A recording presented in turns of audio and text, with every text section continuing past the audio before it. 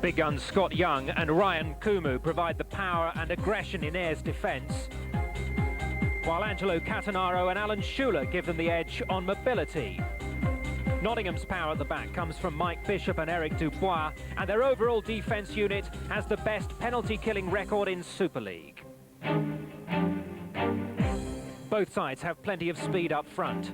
Nottingham captain Jamie Leach sets the pace as Super League's all-time top goal scorer, alongside Greg Hadden, Mark Colsar and others.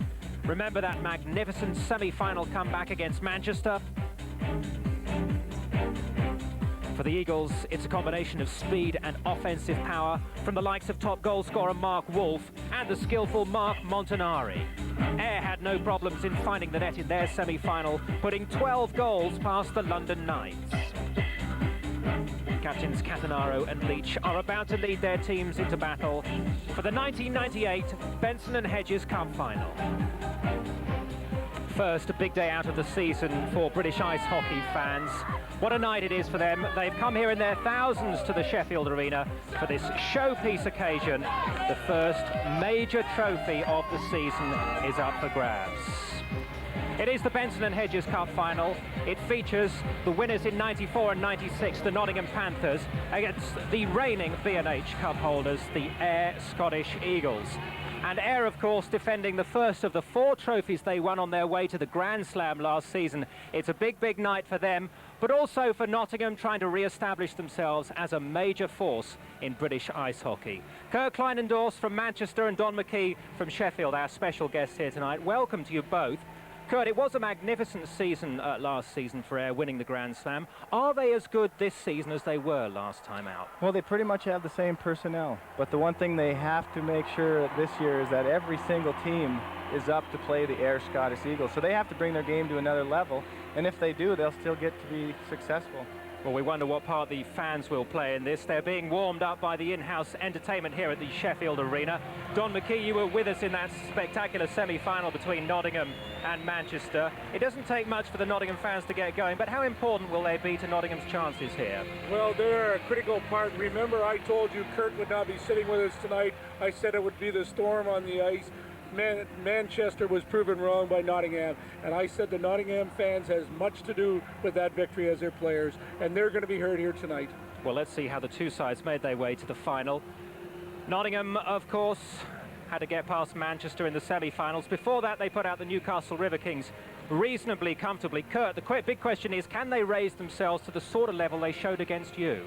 Well, I think they can. I mean, they played with tremendous passion, and they will have people here tonight behind them. They've had a great hockey club. Trust me, I'm not going to count again. I'm not going to count them out. Well, it was an uncomfortable night, I know, for you, Kurt, on that occasion. But Mike Blaisdell certainly enjoyed it, didn't he? As did the rest of the Nottingham boys. Ayr, meanwhile, they made their way to this final with a semi-final victory over the London Knights and a quarter-final victory over the Bracknell Bees. 23 goals, Don McKee, they scored on their way to this final. And they're pretty impressive. They score from most areas, don't they? They are very much opportunists. I thought they had the best schedule coming through into the Benson and Hedges final. They hit Bracknell at a low point in their own rink, and then they go in and play against London. They were short-staffed, and right now I think Ayers had everything in their way. Whether they can take on this tough Nottingham team tonight is going to be a real question mark. Kurt, they've had a difficult week, haven't they, the Ayr Scottish Eagles, being knocked out of Europe when they got so close. What sort of an impact do you think that will have on them here? Well, I think it'll be a factor, but then again, tonight is just not any other game. This is the B&H final. They will find a way to be prepared. They will be motivated. I think you'll see Ayr at their very best. I think you're going to see two teams at their very best. So, you know, may the best team win. It's going to be a great game. Well, we certainly hope it will be, Kurt. The atmosphere is building here. We ought to savour some of it down in the Players' Tunnel with Nick Rothwell. Nick. That's right, Dominic. These two teams are getting ready to bang heads together for another 60 minutes. It's really tense down here. Now, the big advantage is going to go to the team to settle into their groove and get over the emotions of a big game like this. Now, they're going to be looking at their big guns for this. Jamie Leach from Nottingham. He's big, he's strong, he's playing some of the most aggressive hockey he's played.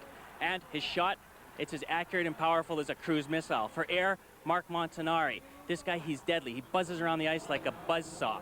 Now, the other time you notice him is when the red light's on, the puck's nestling in the back of the net, and his arms are up in the air, and he's skating around the ice. These two guys, they're magic.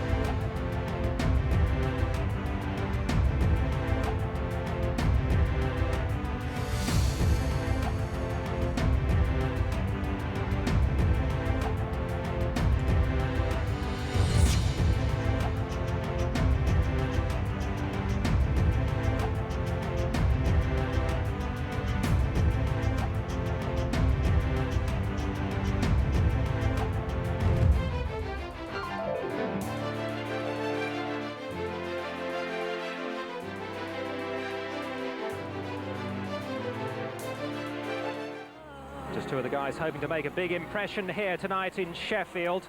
This is the Ayr Scottish Eagles taking to the ice. This is their third straight final in a row in the B&H Cup final. They certainly enjoy it. They won it, of course, last year. Don McKee, we're expecting them to be without Sam Grelot tonight. What impact will that have? Well, Sam is an outstanding goal scorer. He brings them a lot of offense. I think it's going to be a big hole in their lineup tonight. It's going to be interesting to see the line combinations and what their coach is going to come up with.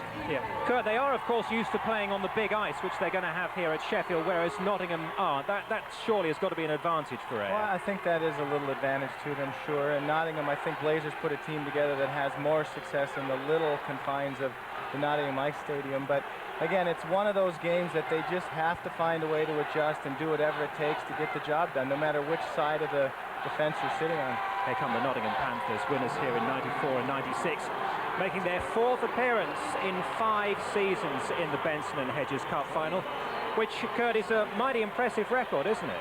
Well, it is. And, you know, the one thing about Blazer is he can get his guys to play hard, and they play with passion. And when you can play with passion, you can have success on most nights. And I think if you take a look back at the series against the Storm, they showed their passion, and that's why they're here. They deserve to be here. We didn't play poorly.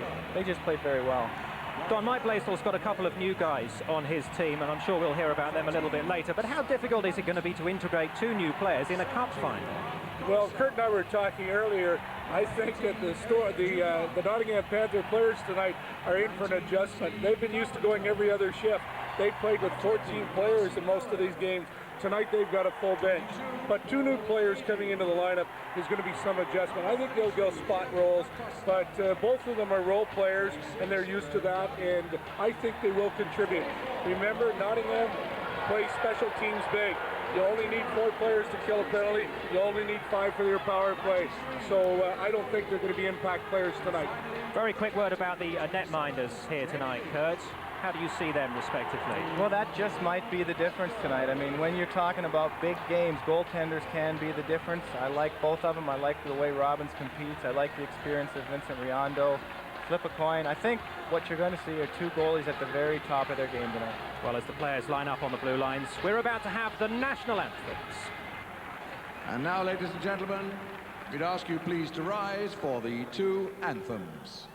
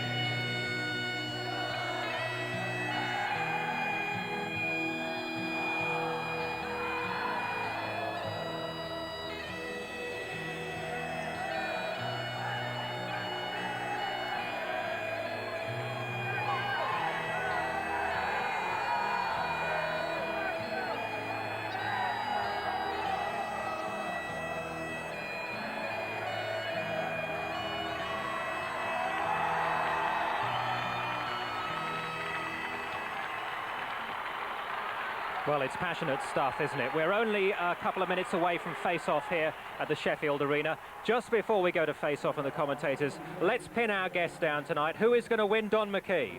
Well, I believe that Ayr will be the champions for only 2.5 more hours, and I think that Nottingham Panthers are going to take home the Benson Hedges Trophy. Kurt?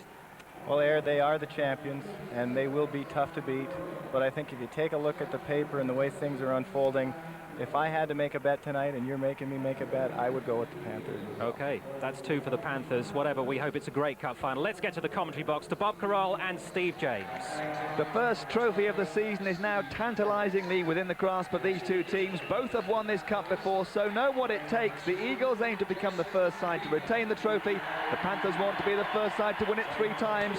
And with so many of the players having been here before, they shouldn't freeze. It should be quite a game. Trevor Robbins and Vince Riendeau are the 2 netminders. Nottingham will start with Bishop and Dubois on the blue line. Centre Greg Haddon scored the winner in the final when Nottingham beat Ayr 2 years ago. Ayr starting defencemen Bow and Burgess have 21 points between them in this year's competition. Jim Lynch starting with the strength of Hoffman, experience of Hode and speed of Bauba.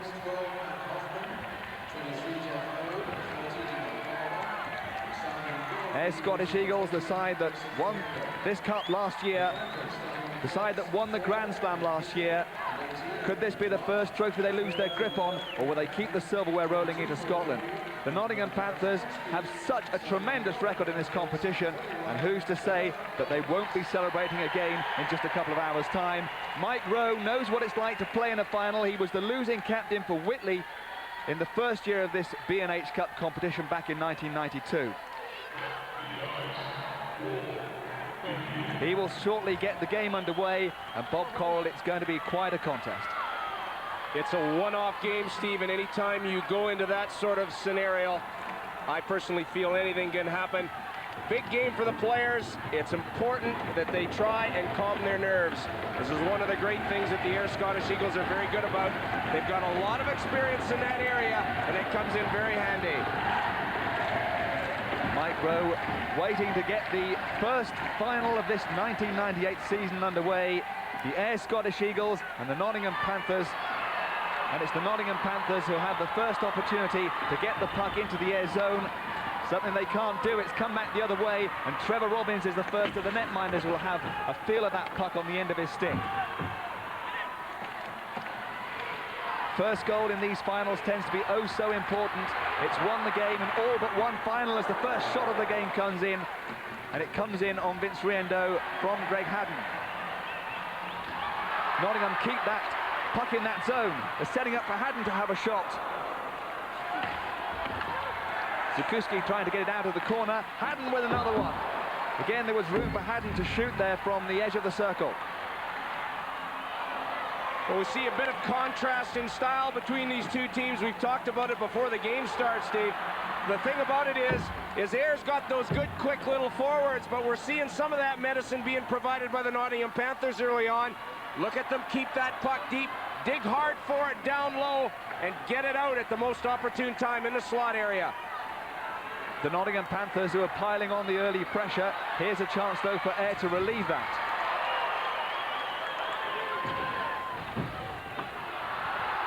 Again, though, it's the Nottingham Panthers who come forward. This is the new boy, Weaver. Jason Weaver, just in the country a couple of days. This is an introduction for him to ice hockey in this country. He has been playing regularly, unlike the other of the new boys, who's not had too much ice time lately. Well, it is an adjustment, you know, for players coming into Europe, but I'm sure that Mike Blaisdell will try and use his new players a bit sparingly. Obviously, guys have said this. The Nottingham Panthers have got into this final competition with a short bench, 14 guys. And when you got guys getting used to ice time, they get into the game much easier. And it's an irony that Nottingham Panthers do have a full bench tonight, although they do have 1 or 2 players that aren't fully fit, it must be said. In contrast to Ayr, who have 1 or 2 injury problems. Jamie Steer is dressed, but we're not expecting him to take any part in this particular contest. Certainly not much. He's only recently had a back operation. Save there by Riendeau. First real save, first stoppage of the game. It's been a breathless start. No goal so far. I think uncharacteristic of any other sort of final in any competition. This game has started with a real buzz. Vincent Riendeau, he's the guy with all the NHL experience. He's got to come up big in a big game, and look for him to do that. Our special guests have said it, goaltending will be a very key factor. Big crowd here at the Sheffield Arena. Supporters from plenty of other clubs, but mainly, of course, from Ayr and from Nottingham. And not too many seats in this 10,000 arena left vacant for this game. Scott Young, he's likely to be one of the key players in this particular game. There's Darcy Lowen, number 20. Having not played too much hockey recently, it's interesting to see how he's going to cope with this. Lowen gets the pass away. That's good pass. Shot just wide from Webber. Certainly Nottingham are the side that have had the better of the opening almost 3 minutes played in this Benson & Hedges Cup final. Well, they're on a bit of a buzz, as we said. The Ayr Scottish Eagles coming out of the European League just this past week. They'll certainly had a bit of a rough ride coming home. They'll be a bit tired, but again, it's that presence that they have in a final type competition. They're ready for a game like this. They're going to set the stage as the time comes forward.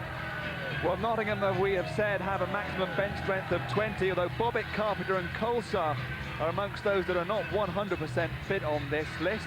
They've 7 players left in the side from their cup final victory over Ayr 2 years ago. 3 of them, Hunt, Adey and Webber, also won this trophy with the Panthers back in '94. That's an interesting comment as well. I think it's something like 18 players entering into this final of the Benson & Hedges this year that have actually played in finals before, and that's a lot of experience to carry into a game like this. 11 of the Ayr players have done exactly that. 7 of the Nottingham players, although in fact Hode, of course, was playing for Nottingham 2 years ago in the final between the two sides and has now switched to the Scottish side. Shot coming in just wide from the blue line. It was Mitchell who had the effort. It's out of the zone. Adey is still on the ice in there, so it's just dumped in by Bolio. Bolio again looking to set something up. Now Nottingham get beyond that blue line, get the shot and get the rebound maybe as well. Riendo with a couple of saves there.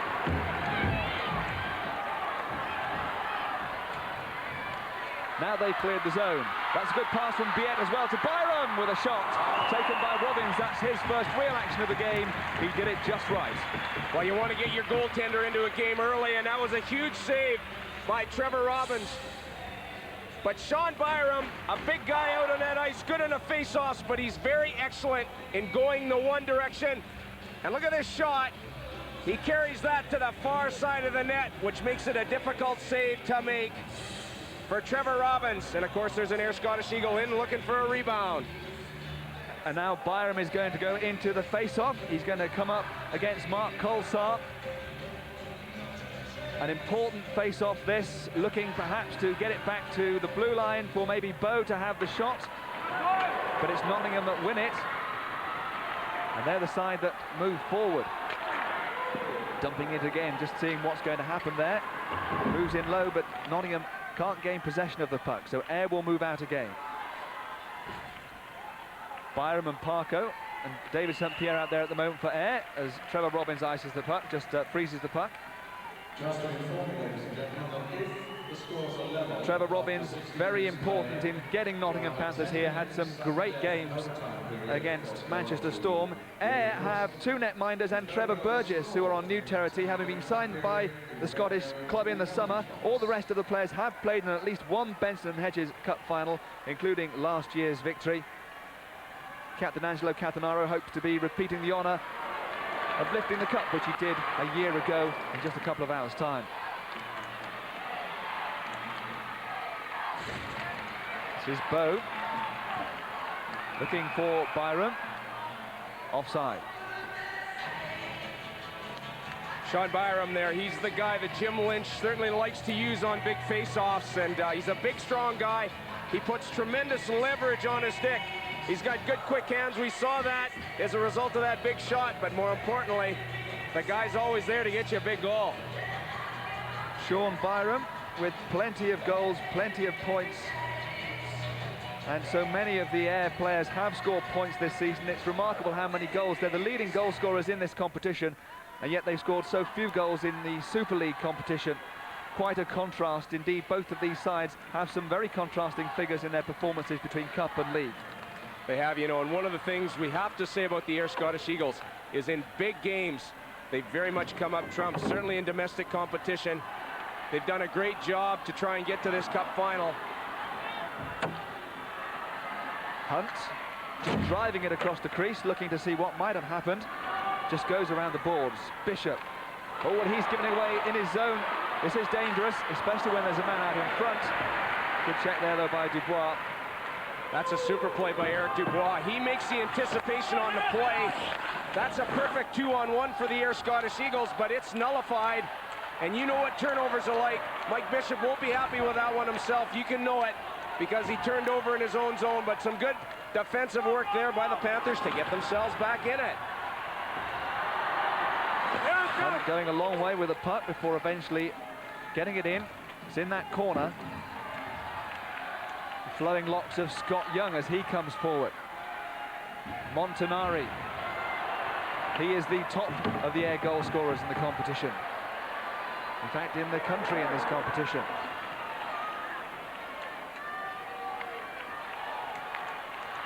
Picked up again. No offside was the call. It was a close one, but it was waved off. Ayr still have possession. Montanari couldn't control the puck behind Robbins. And then he's chipped into the boards, and we're going to have our first penalty of the game. And it's going to be Ayr Scottish Eagles who are going to have the first advantage. Well, this is one that the players don't like, Steve, and that is the hit from behind, because it's very difficult for the player to sort of react to that one. And here goes Mark Wolf in on it, and you can see him. He catches Roy Mitchell going into the barrier there, and that can be a very difficult one for the player, Roy Mitchell. Cross-checking the call against Mark Wolf. 2 minutes, he'll sit down, and the Nottingham Panthers will be able to test their power play. Coming up, the Nottingham Panthers with a power play in this competition, which is 20%. Not especially impressive. They have a good power play against Ayr over the years, though, of almost 80%. Well, we always speak about the Nottingham Panthers and how they got to this final, and certainly their strength of their penalty kill, but this is a very important situation for them. They've got to try and get on the scoreboard early.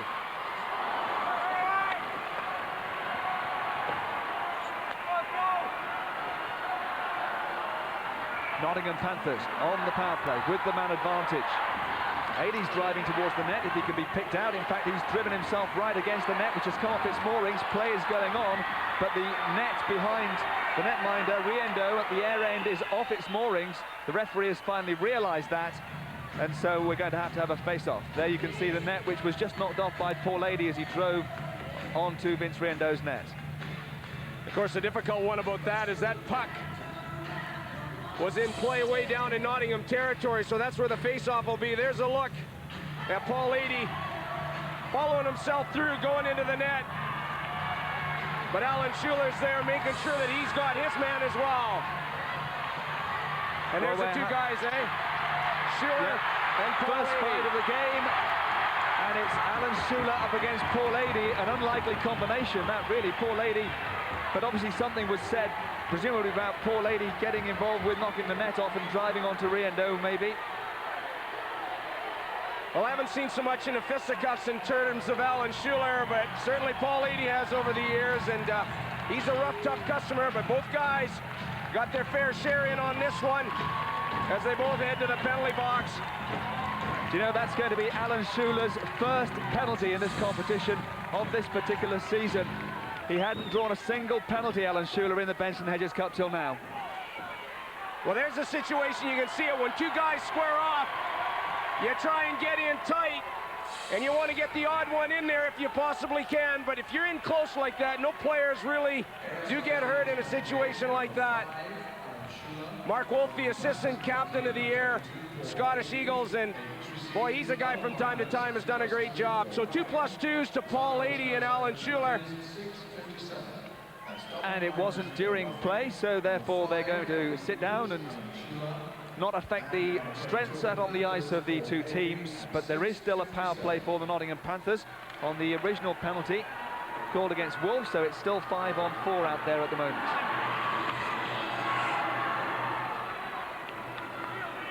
Minute and a quarter left on the power play, the first of this 1998 final, as Colsar lowers out in front, and the new boy almost got his first goal of the season.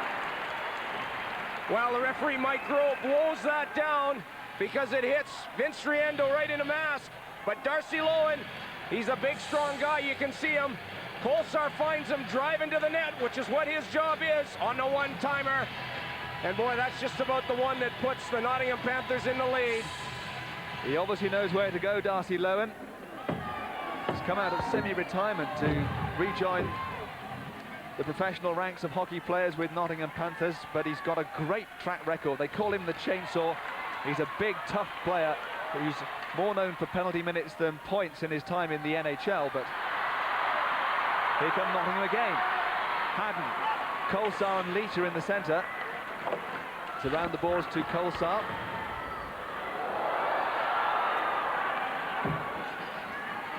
Leach back on the blue line, along with Dubois.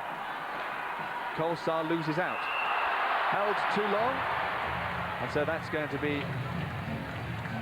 Is that Brian Kumu that was just holding on to the puck there?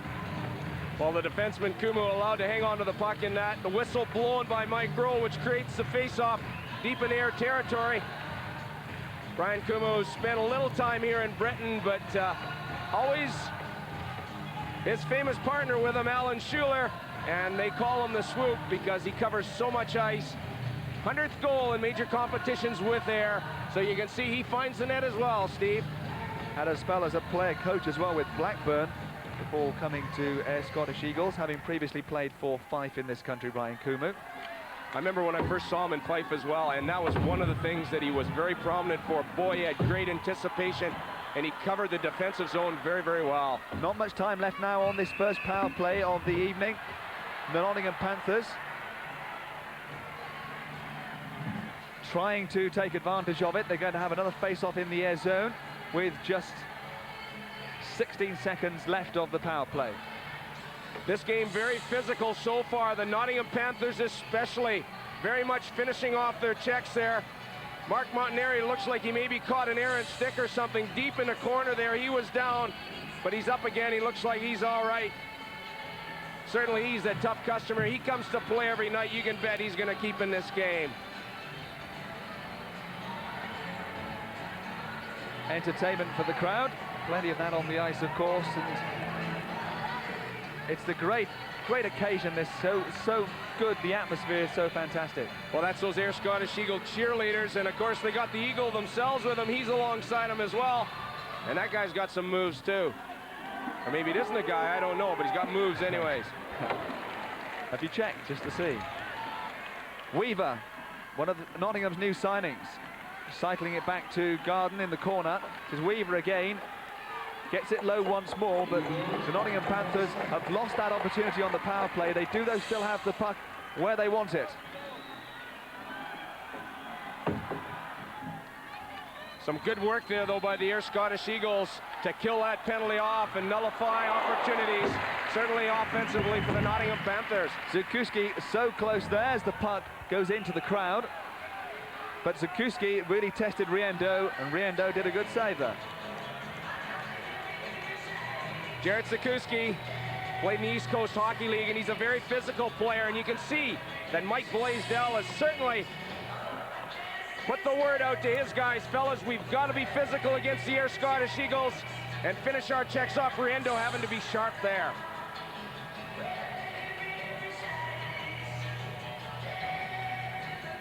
Jared Zukuski is a player who this year has certainly found his way into trouble with the referees. I think, Steve, anytime you play physical, that's going to happen. And, you know, if that's what carries your game and makes you play to the best of your capabilities, maybe that's what you got to do. Well, it must be said that earlier in the season, as Ayr come forward here with St. Pierre going a long way, and Robbins is beaten. The puck goes over the line. Robbins is beaten by David St. Pierre. He probably can hardly believe it. But they've got the first goal. Yes, Scottish Eagles are ahead.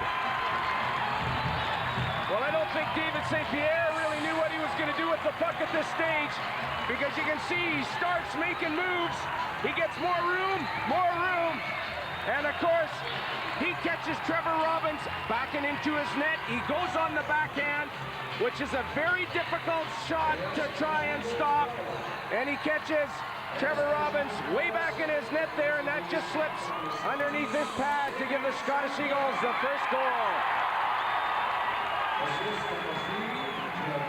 Assist there for Scott Young and Angelo Candanaro.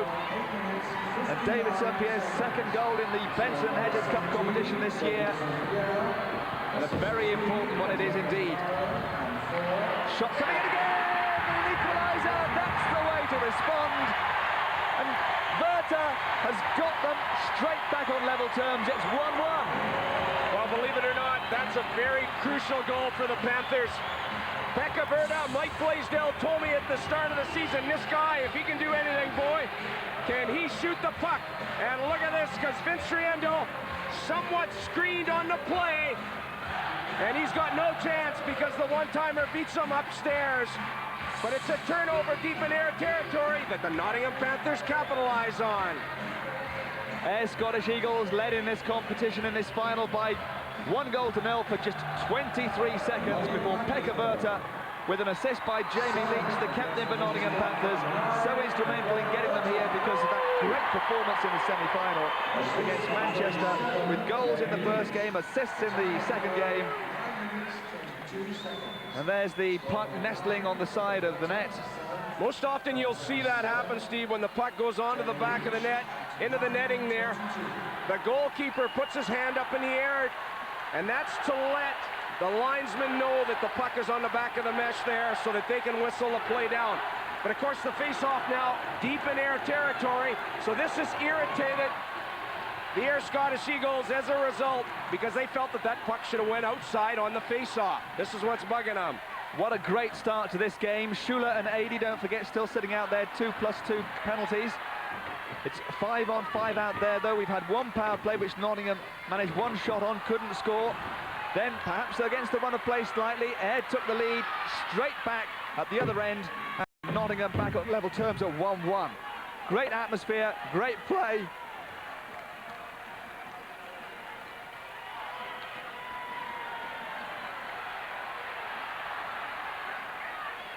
Burgess. You notice these Nottingham Panthers, you know, Greg Hadden has been very hot so far this season. He scored a lot of big goals. He's the leading scorer in the Super League. You see how they look for him all the time. They try and get him the puck at all sort of causes because they know that he's on a hot streak and he's going to score goals for him. You've got to go with guys that are going to put the biscuit in the net.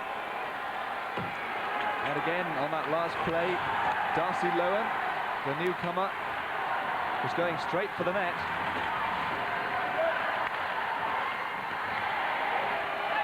This is Carrie Biet for Ayr. On the far side, Wolf with the shot. Causing problems around the back of Robin's goal at the moment. Some good forechecking in there by the Ayr Scottish Eagles. This is Wolf again, this time from the right-hand side. He goes down, he's tripped. There's going to be a penalty, a delayed penalty. Nottingham will want to touch the puck quickly, they do so. And as the two players, Ady and Shula, come out after serving their penalties, another player goes straight back to the bench. It's Bishop. Well, there's an opportunity to look at Mike Bishop. Mark Wolf pulling the puck back on him. And of course, Mike Bishop trying to get himself back into the play. Puts the trip on Mark Wolf, and he finds himself sitting 2 minutes for that. Of course, the Ayr Scottish Eagles, we spoke about their power play, but again, this is a very big game situation, so watch for these good quick forwards to get that puck down low and keep it rotating, because this is one of the things, boy, do they do that well. Well, they've had 4 power play opportunities against Nottingham in this particular season, and they haven't scored on one of them yet. And that's the Nottingham penalty killing record, which, as we all know, is so very good, the best in all competitions this season. 90%, an impressive record. They've let it slip just a little of late. The puck comes off the stick high above the plexiglass. We'll have a face-off. Nottingham earlier on had a tremendous run of 37 games, 37 successive penalty killings rather, without conceding a goal. Just 1 in 50 in fact, but they have conceded 5 goals on their last 15. So whether they have that in top form tonight, their penalty killing team, or not, we'll have to wait and see. This crowd looking on anxiously. It's great to see a capacity crowd here tonight too. I mean, you know, there ain't too many seats out here. I know we haven't got an official attendance yet, but I'll tell you, they're all on the edge of their seats. What a start to this game. Saw 1 or 2 Sheffield Steelers supporters walking around earlier on with "on loan to Ayr Scottish Eagles" written on their back. You'll know about the big rivalry between Nottingham and Sheffield.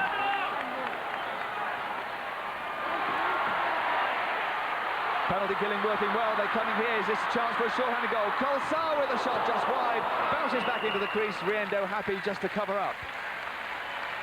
Well, I'll tell you, an ideal 2-on-1. Nothing better for the Nottingham Panthers. And of course, they create the shot, which is the most important thing on this play. And Riendo has to come up very hot. Colsar on his offside, if you like, but he had that far corner picked. Riendo took it away from him.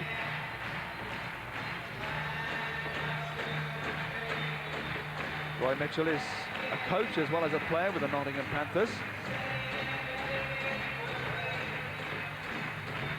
Graham Garden is going in for the Nottingham Panthers for the face-off.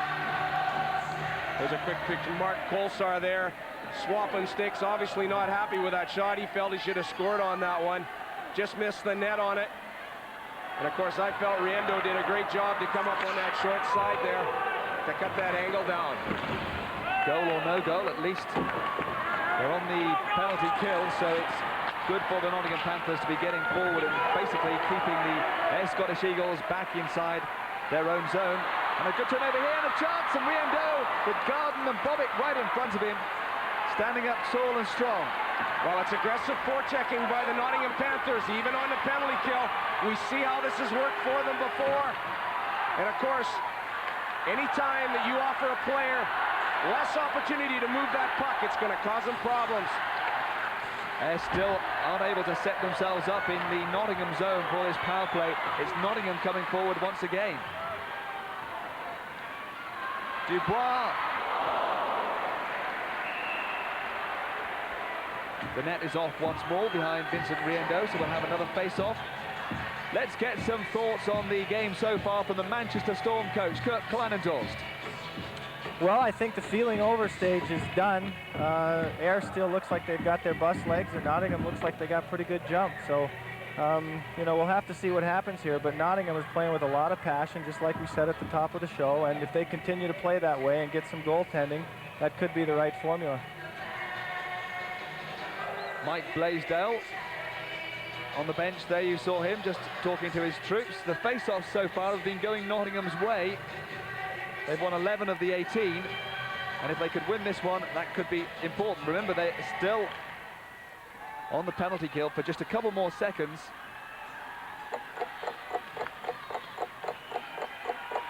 And Mike Bishop will now come back onto the ice. He'll presumably go straight over to his own bench. Allow Nottingham Panthers to get going again. DeCosta with a shot. They're very keen to shoot as soon as they can on Vince Riendo.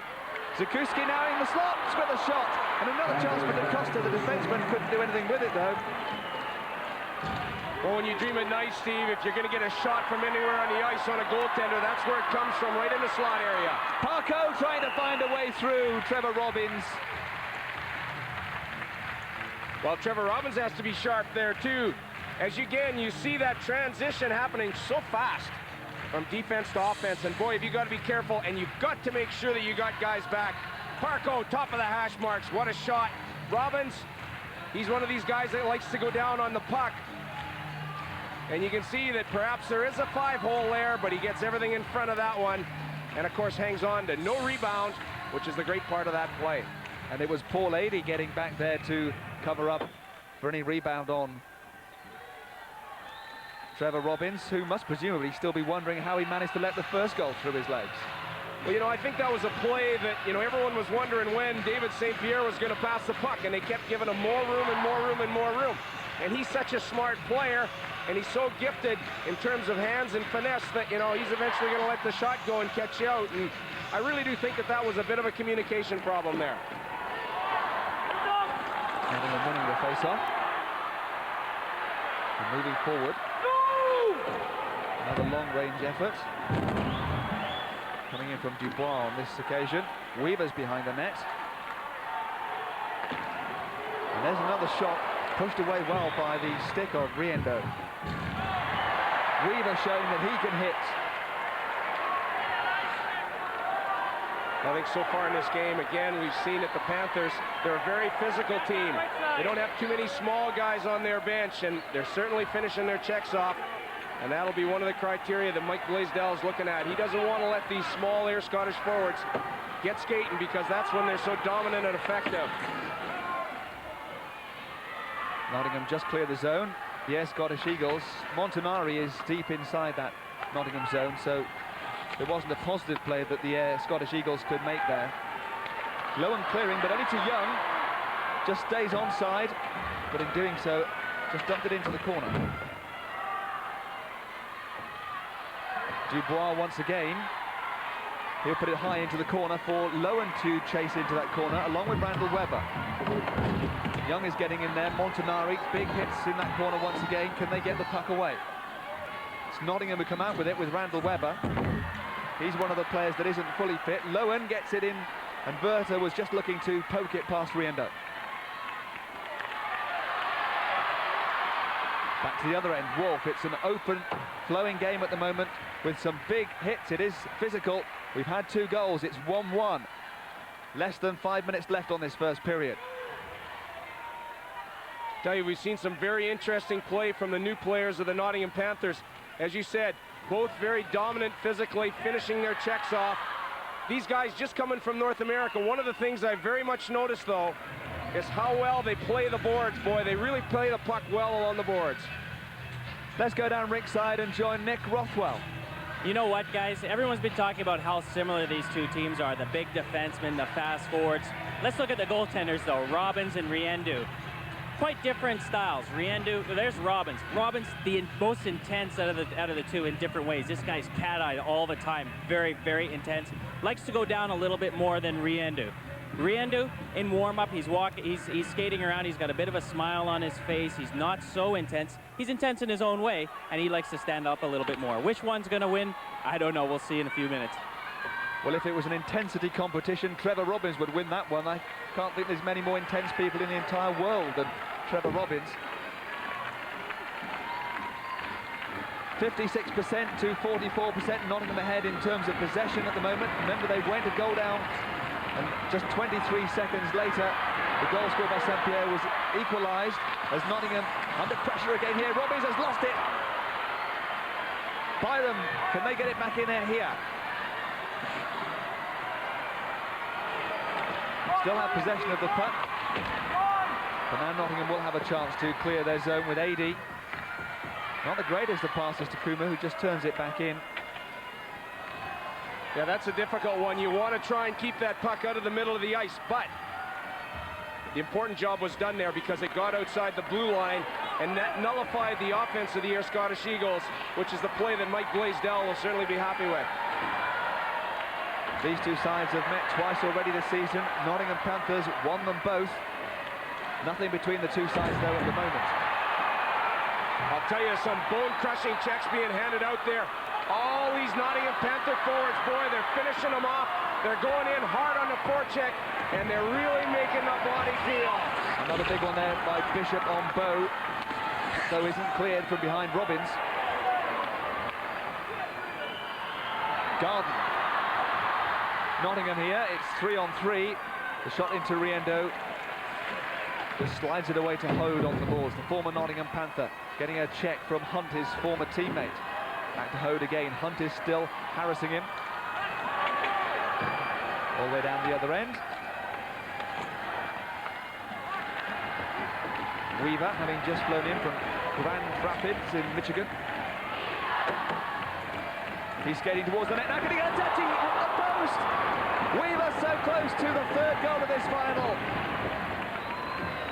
I'll tell you, you have to be so careful on your defense. You cannot afford to let a guy go. Jamie Leach there read that play so very well. He saw Weaver drive into the net, and of course, it's the post that saves the day for the Ayr Scottish Eagles. But what a way to enter the country if you score a goal, you know, that gives you so much composure, makes you feel better. 26-year-old Jason Weaver, who started his career playing with Oshawa Generals as a junior, alongside a certain Eric Lindros, who went on to some fame and fortune. Well, the Ontario Hockey League, which is a junior league back in North America, but of course, it's a very strong breeding ground for the National Hockey League, I should say.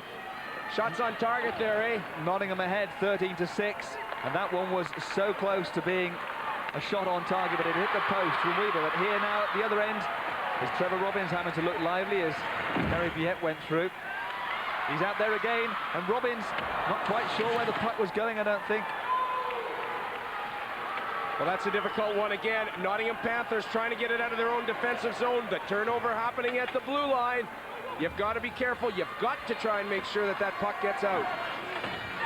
There have been some defensive problems on both sides in this game so far, which the coaches will perhaps mention in the first break in just over a minute of action's time. Parko not picked up. Carpenter then does close him down.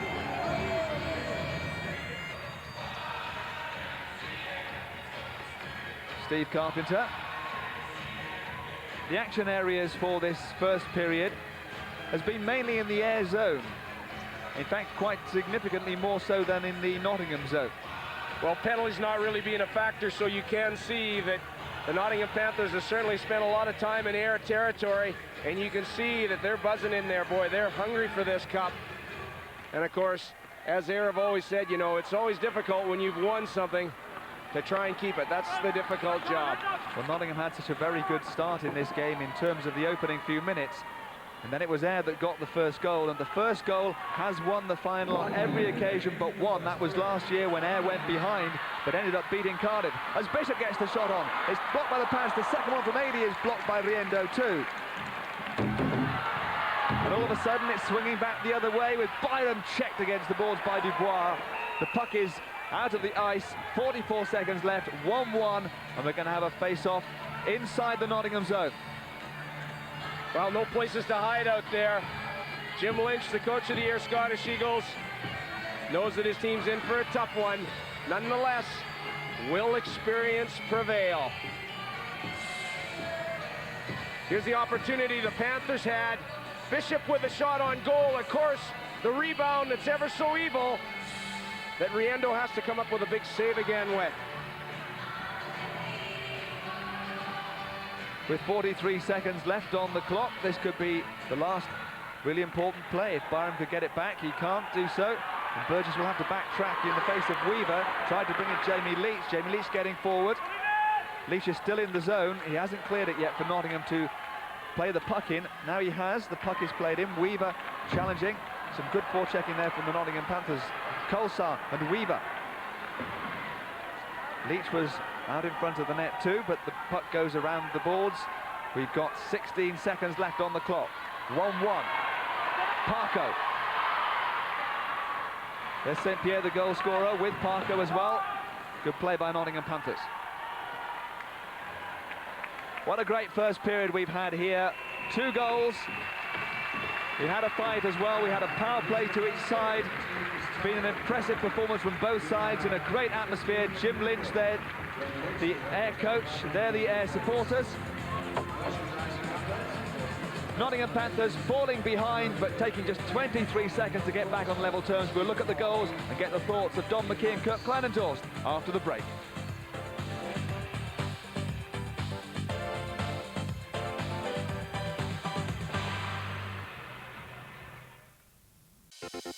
The players will be back after this short message from our headline sponsor. We know it's interrupting the interesting bit, but bear with us. We think you'll like this. Do you have a mortgage? Are you thinking about getting on the property ladder? Would you like to check if you could pay less on your monthly repayments? Then why not talk to Nottingham Mortgage Services? When you get mortgage advice from us, we won't just find you deals offered by only one lender. We search thousands of mortgages from over 60 lenders to find the right deal for you. Visit thenottingham.com to find out more or request a callback. Everything can be done from the comfort and convenience of your own home.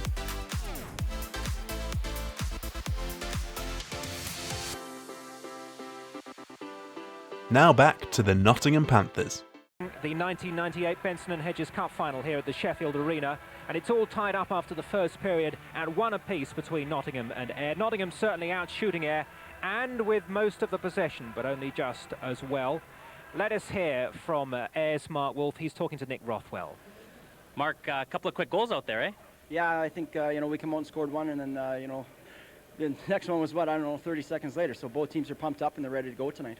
Does that affect you guys a lot? You know, you go out there 1-0 and then all of a sudden a goal in under a minute. Does that affect you guys a lot mentally? Well, a little bit, you know. I mean, we want to come, you know, especially, shifts after goals and stuff. You know, we want to come out and play hard, and I think we kind of a little bit of letdown there, you know, and we're just going to take it from there and keep playing hard. And with the letdown of the European competition, how much do you guys want to get your hands on this thing? Well, of course we do. I mean, this is the first domestic trophy of the season. You know, what happened in the European League, was out of our hands, and it's over now. So now, you know, we got to, be ready for the domestic matches, and that's, we're going to go from there. A lot of the action in your end in that first period. You guys going to do anything to change about that? Yeah, I think we're going to get our legs going this period and come out and hit a little more and, get her going. Thanks a lot, Mark. All right, thanks. Mark Wolf, who was the first man to go into the penalty box there, wasn't he? And I know, Kurt, when we were watching that, you raised your eyebrows a little bit. I think you thought he might have got away with something there? Well, you know, the play happened along the boards, and that's a very dangerous play where you hit a guy from behind and he goes into the boards. And in our league, here's the play right here. In any league, this is an automatic 2 minutes hitting from behind boarding. But anytime you hit from behind in the Super League, it's a 2 and an automatic 10. And I didn't understand why the call just got to be 2 minutes. And then if you think about it, Wolfie drew the next penalty against Nottingham when he actually should have still been sitting in the penalty box. So little things like that can affect a game, and I don't think there's any gray area there for Mike Rowe to not call that 2 and 10. What did you make of the new guys for Nottingham, for Darcy Lowen and Jason Weaver? Lowen had a good chance, didn't he, early doors? I like him. I think they add something to this hockey club. I think Darcy's got good speed. Here is a play where Darcy just drives to the net, and this is what happens when you use your speed. Quality scoring chance right there, and that almost ended up in the net. And then Jason Weaver, I thought he played very well along the boards. He finishes every single check, and they're two good players that are going to help Mike's team. And Lowen especially hasn't played very much recently, Don. So he seems to have made quite an impression in this first period. He did. Every time he was on the ice, I was impressed with him early on. Now, Nottingham perhaps shaded the early encounters there, but it was actually Ayr who took the lead. What did you make of that first goal, Don? Well, defensemen can be either heroes or goats as far as their goaltenders are concerned, and this is going to be a good example of where a defenseman sort of screens his goaltender. And you watch Corey Beaulieu as this is driven in here, David St. Pierre. Beaulieu doesn't help out much. He backs in, and it's behind Trevor Robbins. It certainly seemed to come as a bit of a shock to Trevor Robbins, didn't he? Well, this is the equalising goal, which came, I think, what 23? Oh, no, I think there's just a replay of it again, and you can see that he was right in on top of Trevor Robbins before he had a chance to respond to it. And again, I think defensemen, the goaltenders want them to stand up a little bit more than he did in that situation. Well, it was only a few seconds later, wasn't it, that Nottingham got back on level terms. Significant for them, I suppose, that they were quickly back on terms. And I believe also that there was a slight screen by an Ayr defenseman here. If you look at it, it's a great shot by Mike Verda, but there's a little screen there, I should say, by Pekka Verda, and he lost it up top, and it was a quick return. If you went out for a Coke at the midpoint of this game, period, you were in trouble because you missed the two big goals. Yeah. Overall, Kurt, who's impressed you most so far in this first period? Well, I like Nottingham. I thought they came out and they played the way they needed to play. They were very physical. They were taking the body all over the place. They were using their legs to drive the net. And as a coach, you always like to see your team using their legs. When the legs are going, most things fall into place. Okay, thanks for now, guys. We should tell you that earlier today we had the Benson and Hedges plate final. That was between the Guildford Flames and the Telford Tigers. A little bit of action with the Flames scoring their second goal. They won by 4-3 in the end. They were leading 4-2 going into the final period. Telford pulled one back, and it was pretty tense stuff in the closing stages of that. And there's the Guildford captain picking up the trophy. Well done to Guildford. They won the plate trophy. Of course, we've just had the first period so far in the big one, the B&H Cup final. We've had a tremendous season so far here on Sky Sports in terms of Super League and Benson and Hedges Cup action. If you've missed it, here's a flavour. Some of the best bits so far, and it's not even Christmas. Don, what would be your favourite part of the season so far? Having someone fit, I assume. Definitely, and we're fit now. We dressed 19 hockey players the other night, and we came up with a 5-2 victory, and we're feeling pretty good about it, having a full bench, and sort of feel the way Nottingham does tonight. Your team can be a little bit more physical. They have more time to recover between the shifts, and we're looking to pick it up now. Kurt, you're obviously having a great season with Manchester in terms of the league, and you're still in Europe, and we'll talk about that a little bit later. What about the new rules, though? What sort of effect do you think they've had on this campaign? Well, I like it. I like the fact that we've eliminated the red line. I think it opens the game up a lot. I seem to think my players like it, and You know, I just think it makes it more exciting. There's fewer whistles, which keeps the game flowing. I like the fact that we have touch icing because, again, it eliminates whistles if you can win the race to that puck. I like the way the league is going. Thanks very much. We're certainly enjoying this Benson and Hedges Cup final so far. After the first period, the Nottingham fans have seen their side get back into this game, having gone behind to air. It is one apiece. The second period is coming up for you live next on Sky Sports 2. In this second period, a bit more intensity from his players. Well, I think they have to get their legs going first of all and start skating, and because they're not skating, they're easy targets for Nottingham, who loves to hit. And if they continue to hit Nottingham, it's going to be a good game for them, and I think Ayer's going to have a tough third period. But they need their legs right now. They've got to get some speed. And Kurt, Mike Blaisdell will just be asking for more of the same, presumably. A lot of the same. They had quite a few shots, probably more traffic to the net, make things a little more difficult on Riondo, maybe start stopping in front and make him look through their guys to see the puck. Other than that, I don't think Mike would want to change a thing. Let's get back to the commentary box, to Bob Corral and Steve James. Well, just to please Don McKee, I'll tell you that neither of these two sides have won yet in Sheffield this year. The Sheffield Steelers have come out against the Nottingham Panthers twice and won. Once in overtime, they beat the Ayr Scottish Eagles. One of these two sides, though, has to win on this Sheffield ice tonight, even if it goes to overtime, even if it goes to penalties. The first trophy of the season is going to be decided. We've got 2 periods of regulation to go. There's nothing between the two sides. It's 1-1, and it really is very, very exciting, isn't it, Bob? Mike Blaisdell on the back of the bench, and he is so focal with his players. As we know, he came out of retirement to help his team out when they were a bit short-staffed, you know. And I think that is so important when you've got a coach that is really in flavor with what's happening on the ice. Mike Blaisdell, most definitely a player's player. The last time that, the Nottingham have won this competition twice. They beat Ayr, of course, 2 years ago, but in 1994 he'd retired, he came back out of retirement, and they beat the Cardiff Devils here in the final, and Mike Blaisdell on that occasion scored a hat-trick. He really is a player and now a coach who leads by example, knows what he demands of his players. There's some early action around Riendo's net. Ayr, though, just bringing it out. The pass just missing the stick of Schuler. Robbins being very proactive in trying to keep the puck going there for Nottingham. Still not out of the corner, though. Now Dubois can take it away. You can see a lot more physical play, Steve, from the Ayr Scottish Eagle. Exactly what our special guest spoke about. You can see them starting to finish their checks off a little bit, and that's what they've got to try and do to be effective in this game. Puck just coming out of the Nottingham zone, turned back in there. Bishop is the man who will get the puck from Trevor Robbins. They'll look now for a way to go forward. They started so well in the first period, Nottingham. They eventually went a goal behind, but they were really buzzing from the off. And they'll be looking to try and keep that momentum up now in the second period. Touch, though, for the icing will come back down to the other end as the fans get their first real chance of this second period to get behind the sides. And that's going to be a big, big part in keeping this game at the kind of excitement and intensity we saw in the first period.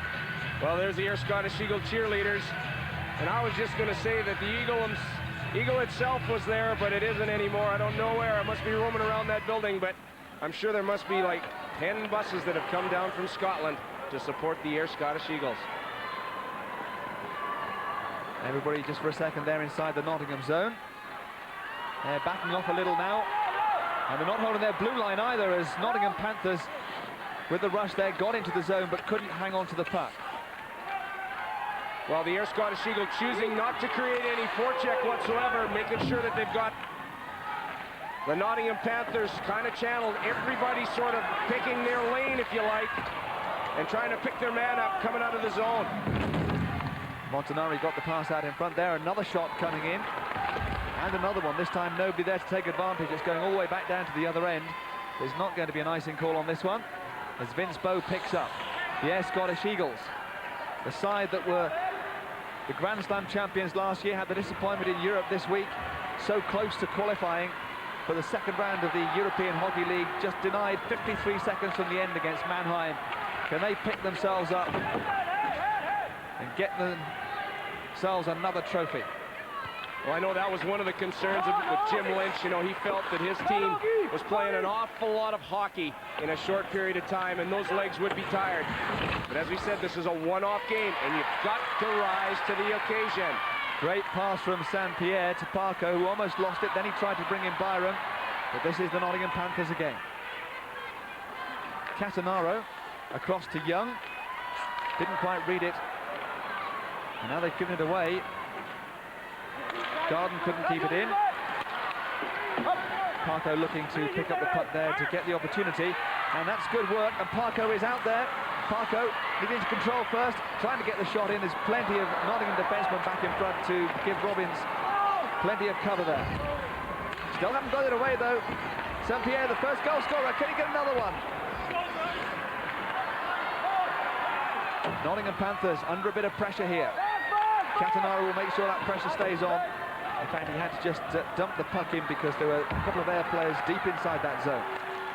Well, this is when the Ayr Scottish Eagles are so effective because they're starting to skate now, and you can see that. They've got a buzz about them, and they're making things happen out there.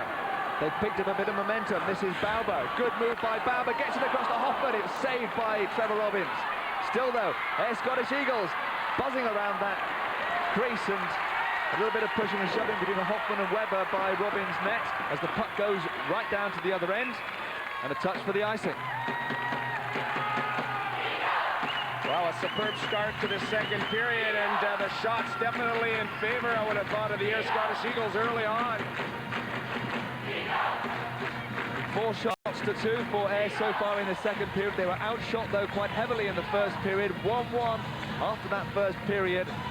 But Ayr picking things up at the start. We've had 4 minutes, pretty non-stop action, 4 minutes as well in this second period here at the Sheffield Arena, the 1998 Benson Hedges Cup final, and living up to the first occasion, first glittering trophy occasion of the season 2. Montanari against Haddon for this face-off. Haddon just getting the better of that.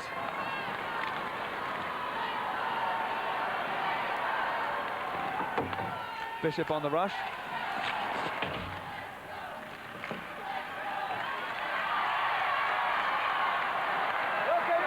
Nottingham got possession back quite easily there.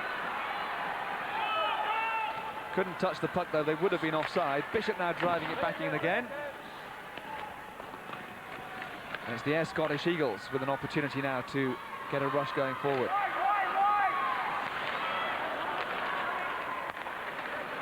Zakuski again. Zakuski still! Save, nets off his moorings. I'll tell you, there was some great defensive work there, and of course, created the transition from defense to offense, and that was Paul Eadie, the veteran of the Nottingham Panthers. And it was his cross-ice pass there that created this opportunity for Zakuski, a big, strong guy, to drive to that net there. But the puck just going wide on him. Jarrett Zakuski with 70 penalty minutes. We were talking about that earlier, and he's got himself 13 points so far.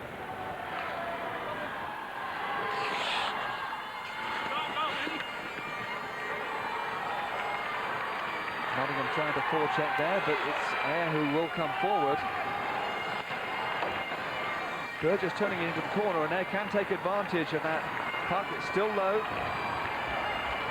Now Colsar has the opportunity as the pipes ring out around here. The Ayr fans certainly buoyed by what they've seen so far in this second period.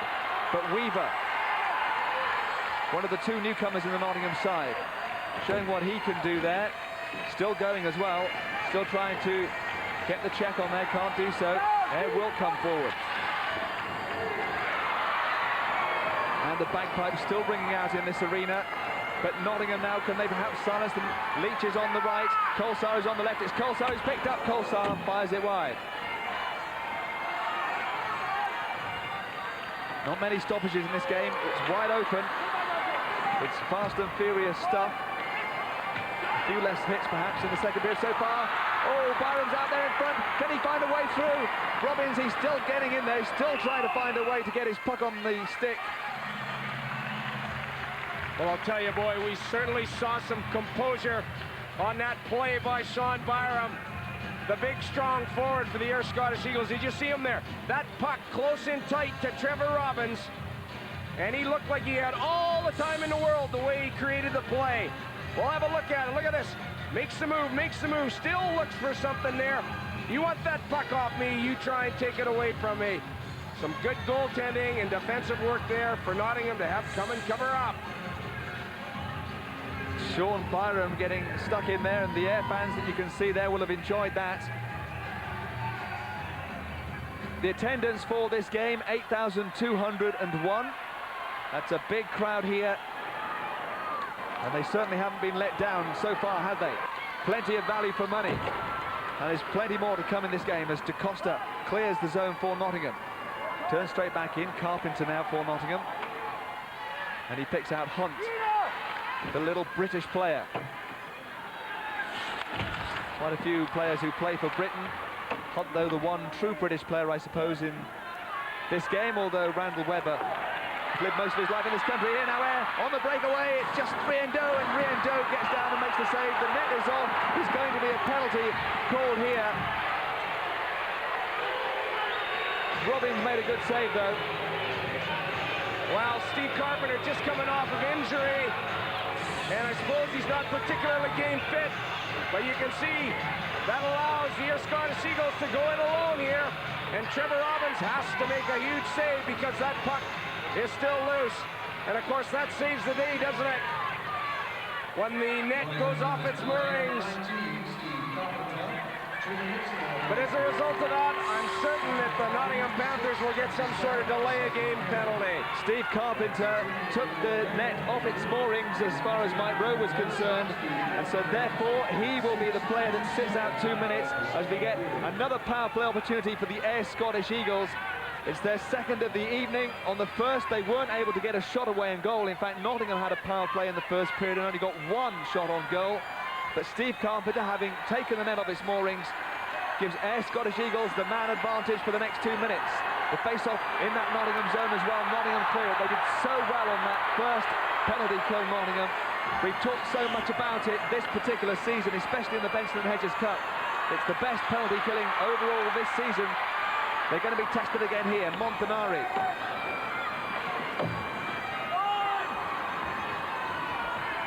Ayr Scottish Eagles had plenty of momentum already in the second period. They've started well, and now is a real opportunity here. Just cycling the puck well, looking to try and set something up here. Wolf is along the blue line. He gets it, shoots it in. Is it coming loose?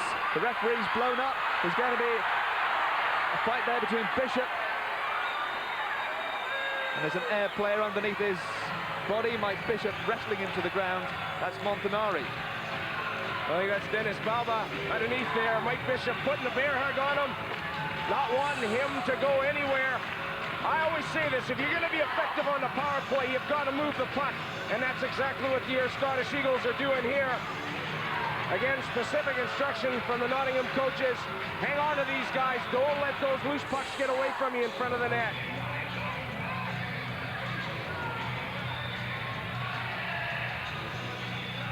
Mike Bishop certainly wasn't going to let Dino Bauber get anything from that rebound. It was all in wrestling from Mike Bishop. Defenseman doing his job, clearing that zone. Again, it's Nottingham who are under pressure here.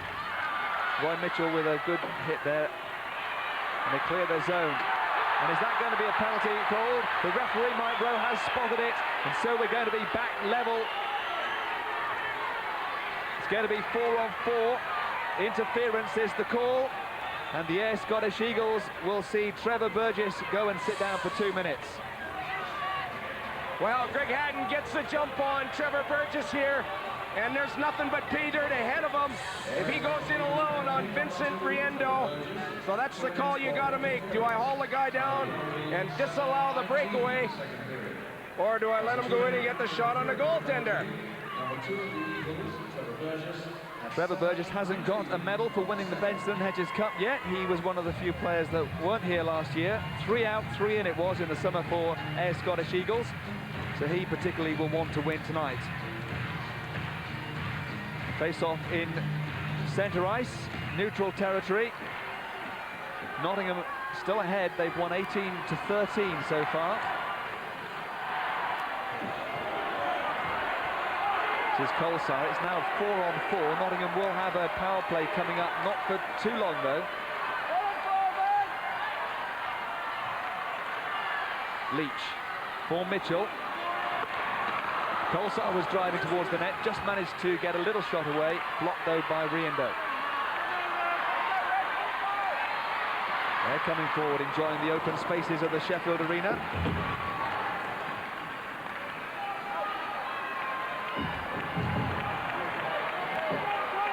We're not too far from the middle of this second period. It's still 1-1, 4-on-4. An important section of the game coming up. Another shot, and another one just blocked there from Jamie Leach before he could get it away. And here is air now. It could be 3-on-1 here. It's Purdy coming through, trying to throw off the defenseman and then pass it to Bow. Didn't work out, and all of a sudden it's Nottingham back down the other end. It's 1-on-2. Haddon trying to get past his man. Schuler held him up. The pass back out in front. Still in that zone though. Bishop kept it in. Important to do that. Got the shot. Nottingham still have possession. Carpenter. He's back out on the ice. They now have the power play, the Nottingham Panthers. They're the ones now trying to get themselves in front for the first time in this game. Ayr quite happy just to dump the puck back down the other end. There's no icing because they're a man short. Interesting combination. Steve Carpenter being moved up into the forward position by Mike Blaisdell on that power play. I'm assuming first physical presence out there in front of the net. Garden. 80 and Zakuski are out there, 80 right in front of the net, but they're doing a good enough job so far. The power play will be coming up, will be ending shortly.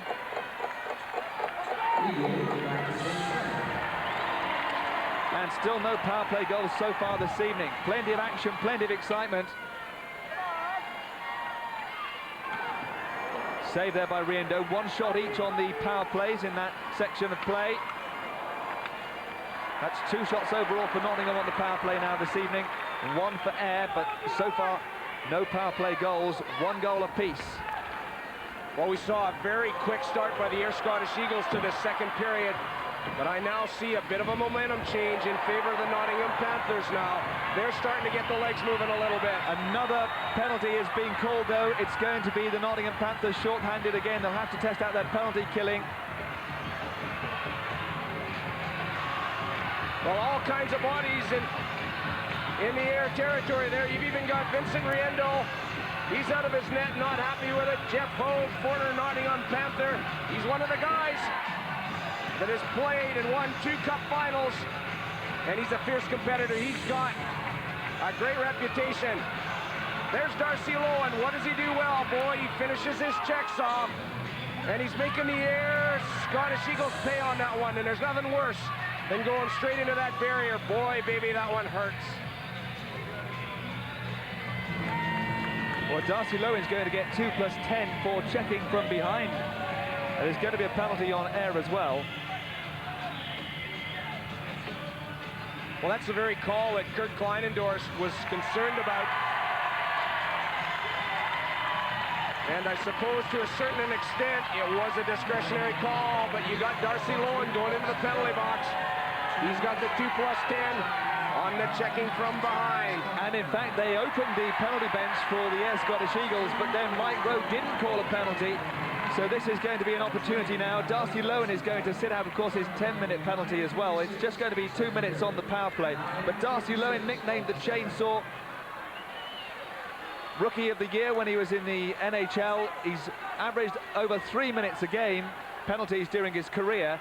And, well, it's no surprise that he's found his way into the penalty box early in his career in Britain, I suppose.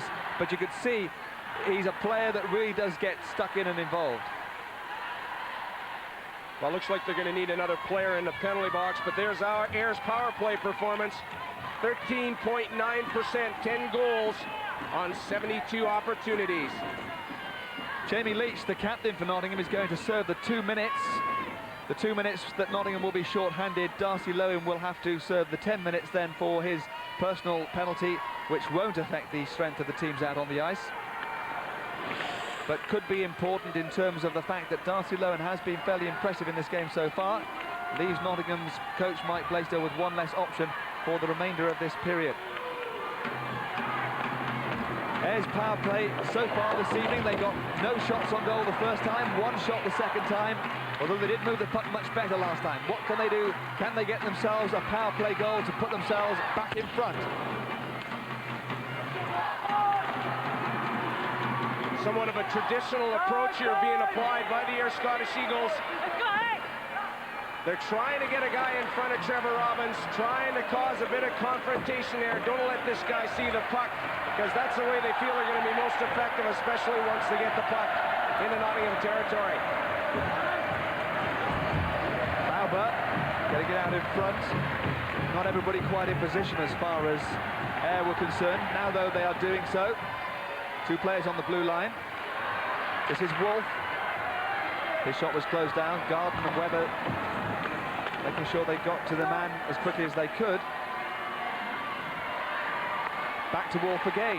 Again he drives it in. Again the netminder does well enough. And Nottingham quite happy just to send the puck down the other end, relieving some pressure. As far as Ayres is concerned, this power play is flying by. And so far, they haven't really come close to beating Robbins, I should say.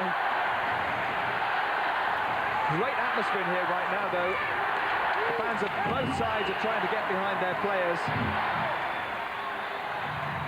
Well, the Ayres Scottish Eagles a bit frustrated on this power play now in its latter stages. Of course, icing the call there, so that face-off will now go deep down into Ayres territory. Again, we see the strong support for the Ayres Scottish Eagles.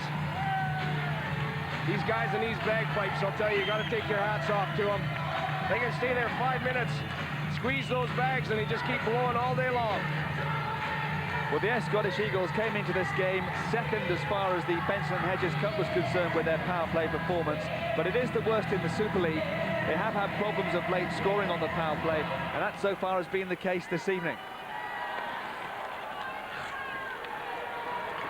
This particular power play, their third of the evening, looks to have gone by as well without a goal, although they do perhaps have one last chance here. Byram is driving for the net. Young has the puck. Byram then skates out wide. This is Byram. And here is a chance here. Weaver, the new boy. Can he really make a great impact in British hockey? He couldn't get round Riendo. Good work by the former NHL netminder. Well, Jason Weaver just arriving in this country, and he ran out of room. But on an opportunity given to him, Jamie Leach coming out of the penalty box there, and that created that one-on-one with the goaltender. Vincent Riendo. Good save there. Superb save. Let's see if we can have a look at it. There's the puck that comes across. You just see Jamie Leach take out that Ayres defenseman, and this creates the opportunity. I think Jason Weaver, he had the right idea. He knew which way he was going, but the poor guy ran out of room. Look at that. And of course, a good goaltender like Vince Riendo, he's going to follow that puck all the time. He's going to make the shooter make the first move. Will the Nottingham Panthers regret that opportunity that has slipped them by? Yes, Scottish Eagles having had a little better of this second period maybe than the first period. When they took the lead, it was perhaps a little against the run of play. Let's go down and get a word from a man who's already tasted success here this afternoon. He's with Nick Rockwell.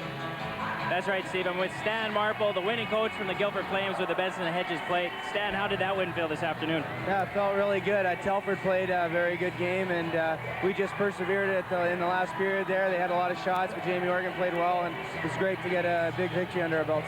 You stuck around for the Cup final. What do you think of this game? Oh, great hockey, end-to-end. There's sure a big jump from our league to this league. It's very obvious tonight. Who's your money on? Nottingham's looking pretty strong. I have to go with Blazer. Thanks a lot, Mark. Jim's going to kill me for that one.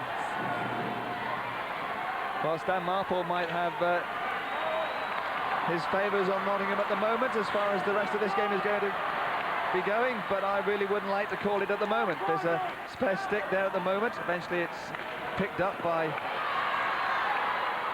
the Scottish Eagles forward. John Parko turns back into the zone because Nottingham still have possession inside their own zone. Now they clear it out. Haddon. 80 was impeded on the other side of the blue line. Now there is Ady behind, looking for a way to get it out in front. Comes off a skate. Oh, and Zakuski. Bit of wrestling there from Zakuski. Referee not interested in that either. Now DeCosta and Parker having a tussle. Mike Rowe again keeps his arm down. He allows that one to go too. Randall Webber getting behind the Ayr defence just for a moment, but good recovery from the Ayr Scottish Eagles. One of the things we're very much seeing is with that red line missing there, boy, you can see the transition happening all the time from defense to offense. These defensemen moving that puck up so very well. You've really got to make sure you've got that high guy covered. Has to be said that Mike Rowe was a big, tough player in his time, and he's quite happy to let a few things go in a game, to let it flow. Oh, I think so. He's got a good feeling. He's one of the referees, as you said, Steve, that has played the game before, and I feel that that helps. You know, and especially in a big game like this, you're going to kind of put your whistle in your pocket a little bit because you want these players to let the game be decided on the ice. Bauber just teeing up for the slap shot, came off Mitchell's stick, goes into the crowd. 5:28 left on the second period. No goals in this period so far. Nottingham 1, Ayr 1. And the crowd of over 8,000, just at the moment they've stopped making all of their noise, and they're intensely absorbed in this game as well. It's exciting, but it's absorbing too. It is. You know, the Sheffield Arena is one of the facilities in Britain, though, that is very vocal. Once it's full, boy, it is very loud, and it certainly feels on the players. They can appreciate that, and that makes them give that extra little bit of effort. Robbins caught it, let it go, tries to get Nottingham going forward. This is Leach. Colsar will chase that one into the corner, being held up just a little bit by the stick of Bauber. Leach trying to get it out. Weaver, who had that great chance a few moments ago. The one really big chance of this second period.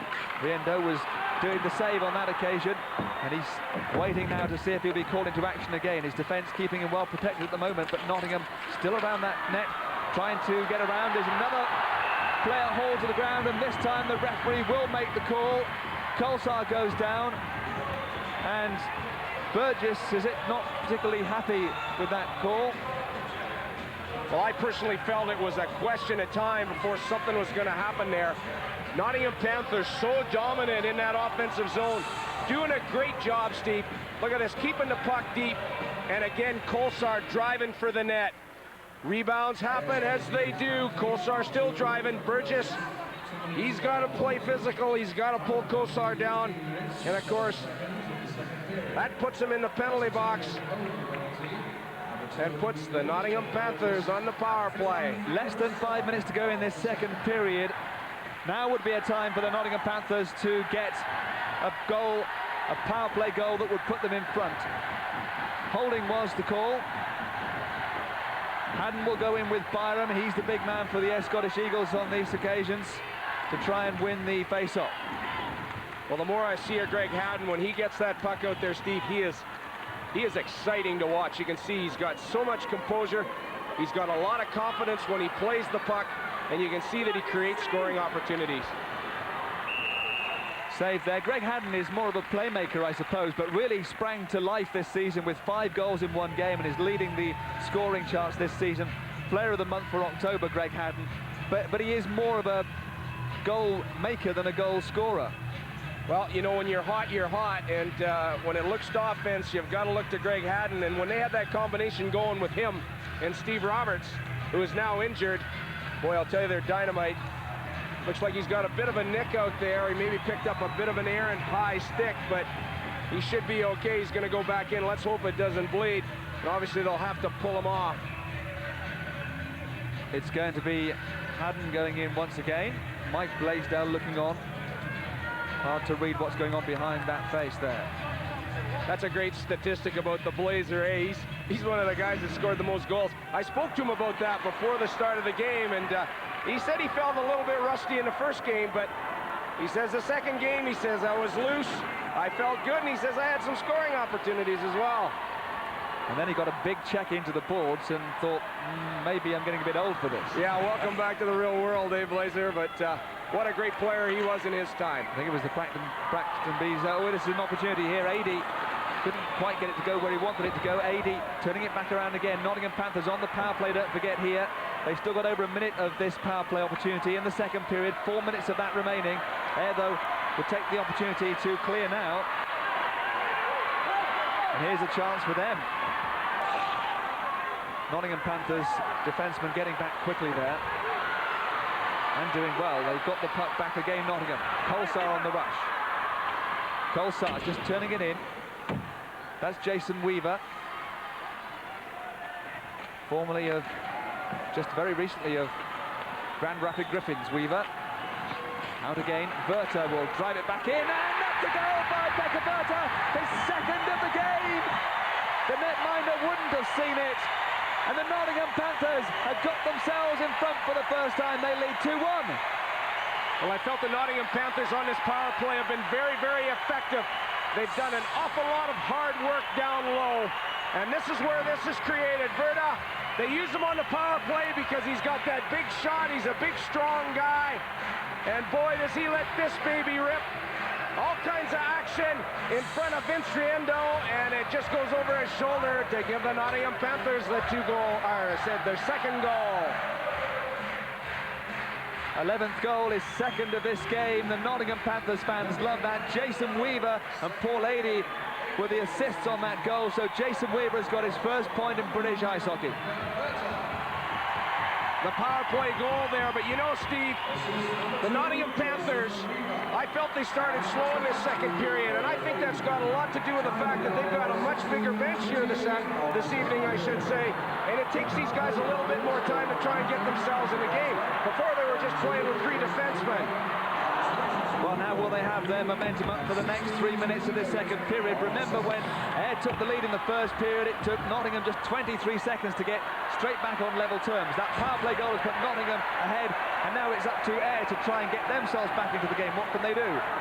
3 players on the forecheck.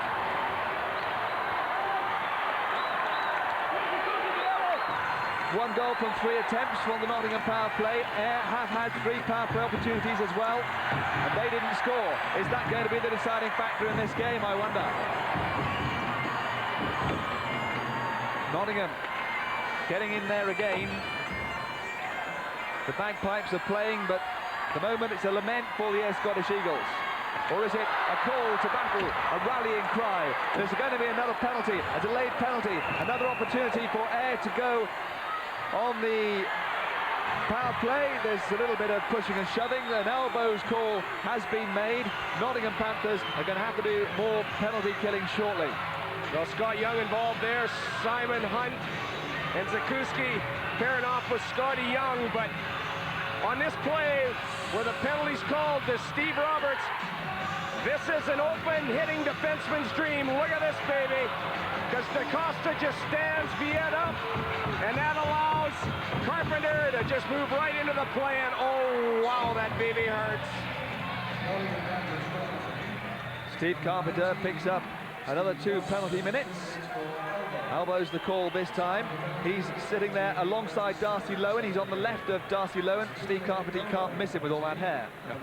I'll tell you, Steve Carpenter is the best open ice hitter without a doubt in this league this season, and he does that so very well. He got his elbows up a bit on this play, boy, but if you're going to cross the blue line in the offensive zone, you're going to pay for that, especially if the defenseman stands up, and I'll tell you, that's exactly what happened. The Nottingham Panthers took the lead in this second period with a power play.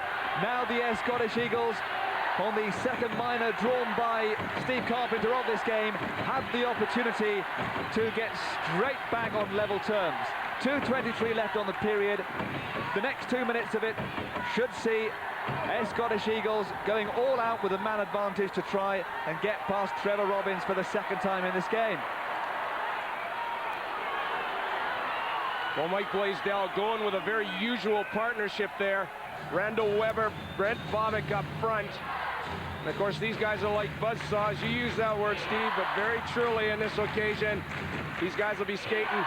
They will allow the Ayr Scottish Eagles no time at all on that puck. Young with a shot, looking to get it in that crowded area in front of the net. Nottingham Panthers just clearing down the other end of the ice. For them, it's a case, I think, of making sure they just stay ahead till the end of this period. On this power play, they always throw a guy in deep, force him to come out. The other guy's high. picks up the winger or the forward that's coming loose into play. That's the way the Panthers like to set up to try and alleviate the Ayr Scottish Eagles that coming out of their zone. 30 seconds more gone by now, and the Ayr Scottish Eagles power play still isn't quite clicking. They've not had a shot on goal in this fourth power play opportunity of the night for them. This is Byron. Being held up in the corner by Dubois. Getting it around the boards, just kept in the zone. That was very important to do that. Halfway through the power play. Nottingham's penalty killing still working well. They haven't conceded a goal on a power play against the Scottish Eagles so far this season. Nottingham Panthers, this is their third game between the two sides. Now is an opportunity for Bauer. Oh, he threw the netminder off. Great move to throw off Robbins, but he couldn't get it in, and now the referee blows up. Looks like Eric Dubois, who's down on the ice there in front, and of course he looked like he was injured. So Mike Rowe, the official here this evening, blew the play down. And that was a timely whistle because Ayr was right ready to pounce. Robbins here one-on-one with Balba. The move's made. You got to say, Balba had an opportunity there. He got Trevor Robbins going the other way, but unfortunately he just couldn't finish it off. The puck just rolled off the stick of Dino Bauer. There's Eric Dubois, a newcomer this season for the Nottingham Panthers. He was playing in Germany last year, and he'll recover in 53 seconds time. He'll have a nice quarter of an hour break to get over that big hit as well. In the meanwhile, 30 seconds left on the power play. Nottingham Panthers 2-1 up, and they win the draw. Corey Bodio, though, is calling possession of the puck there. And the Scottish Eagles still have possession. The man out front. They can't get the shot on goal, though. Still can't do so. They weren't moving the puck there, and that's the price they paid. It's back down the other end. The power play is almost up. Less than 30 seconds left on the period. The Scottish Eagles looking for an equaliser. So on the netting, it comes off again. It's still moving freely, the puck. The power play is up, but the Nottingham Panthers still under real pressure here from Wolf's shot. Still can't get away. Robbins' stick. Then it's out of that zone. They can breathe a little easily. The second period coming to an end. 2 goals in the first period, just 1 in the second period, and the 1 goal in the second period scored by Pekka Berta, his second of the game. Mike Blaisdell, the Nottingham Panthers coach, who's coached his side to winning this trophy twice before, will go into the third period with his side ahead. Mike Blaisdell will be pleased. Jim Lynch will have a lot more to try and talk to his players about. We'll have analysis of the second period coming up after the break. Last year's winners by 2-1.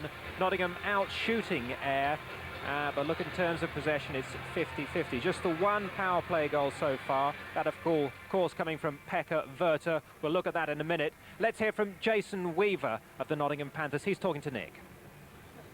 Jason, right off a bus, 1 practice, and all of a sudden you're in a cup final. How did that feel? It's a tough thing to get into, but you know, I'm happy to be here, and you know, I just want to contribute all I can, and hopefully we'll pull this thing out. I know it's a really big deal, and it is a tough thing to come into, but I'm going to do my best. And of course, you had a great chance there, that breakaway. What were you thinking? I don't know what I was thinking. I saw him move a little far to the right, so I tried to bring it back across, and I didn't have enough time to stuff it in. So yeah, I'll have to work on that. He's not a bad goalie, but I've noticed on the bench, you guys look pretty intense for this. Oh yeah, the guys have been fired up since I've been here. You know, it's only been about 48 hours, but I can see the intensity, and everyone's ready to play. I mean, you can tell just the atmosphere around the dressing room. Everybody really wants to win this in our dressing room. Good luck in the third, Jason. Thanks a lot. All right, thank you very much. Jason Weaver, and we'll see his one-on-one chance in just a moment. First of all, gentlemen, Don McKee, we thought that Jim Lynch would come out and perhaps we'd see some more intensity from Ayr, and we certainly did towards the beginning of that second period. Ayr had a much better period than their first period, and they're a goal down, but they got to be pleased with the way they played. They changed their style, they got the puck behind the defense, and they really skated well. And I think we'll see an example here of them really buzzing around the net and attacking the goal. And it was just great goaltending by Trevor Robbins that kept them off the goal sheet that period. And I think if they can continue, watch for them in the third period. They have a couple of opportunities there that they should have finished on, and they will in the third. Trevor Robbins had quite a bit to do towards the beginning of that second period, didn't he? There were a few scrambles around his net. I thought it was a period of the R&R boys, Riando and Robbins. I thought great goaltending is what we saw in that period, and we're going to see an example of it here where Carpenter got beat at the blue line and a pass across, and here's one-on-one with Robbins, and Robbins wins the battle, and he did that consistently in the period. And Ayr, I think, will be a little disappointed in all their chances, but again, you got to feel good if you're getting the chances. Well, Steve Carpenter took a penalty shortly after that, didn't he? And Nottingham were killing the penalty, Kurt, which they've done quite well this season. Well, they've got good penalty killing. We have a clip here, and if you watch the Whites, you'll see what makes Nottingham so good at their kill. They really get themselves into a box shape, and then they show some patience, and when they can, they'll force the puck. And if you take a look at the Orange, you can see what Ayer's trying to accomplish on their power play. They just get it up, and they get it. Eventually, they're going to bring it back over to Wolf here, I believe, who's going to shoot the puck. And then they get traffic to the net, and then they look for rebounds. So you get a good shot of what the penalty-killing unit is trying to accomplish there, and then you can see what the power play is doing as well. Jason, we've had that breakaway, and he had the one-on-one. Should he have scored from that, gentleman, Don? Well, definitely getting off a plane 48 hours ago. I'll excuse him, okay, missing on this one, but it was sure a good opportunity for the rookie in the league to impress his buddies. Kurt? Well, really what happened was he came up against a very experienced goaltender, and Vincent just waited, and eventually Jason ran out of room. How important do you think that goal is going to be for Nottingham? Pekka Virta, his second. Well, they've got the lead going into the third, and all you have to do if you believe in statistics is take a look at the statistics, the facts. The guys that have the lead going into the third are usually the team that wins the game.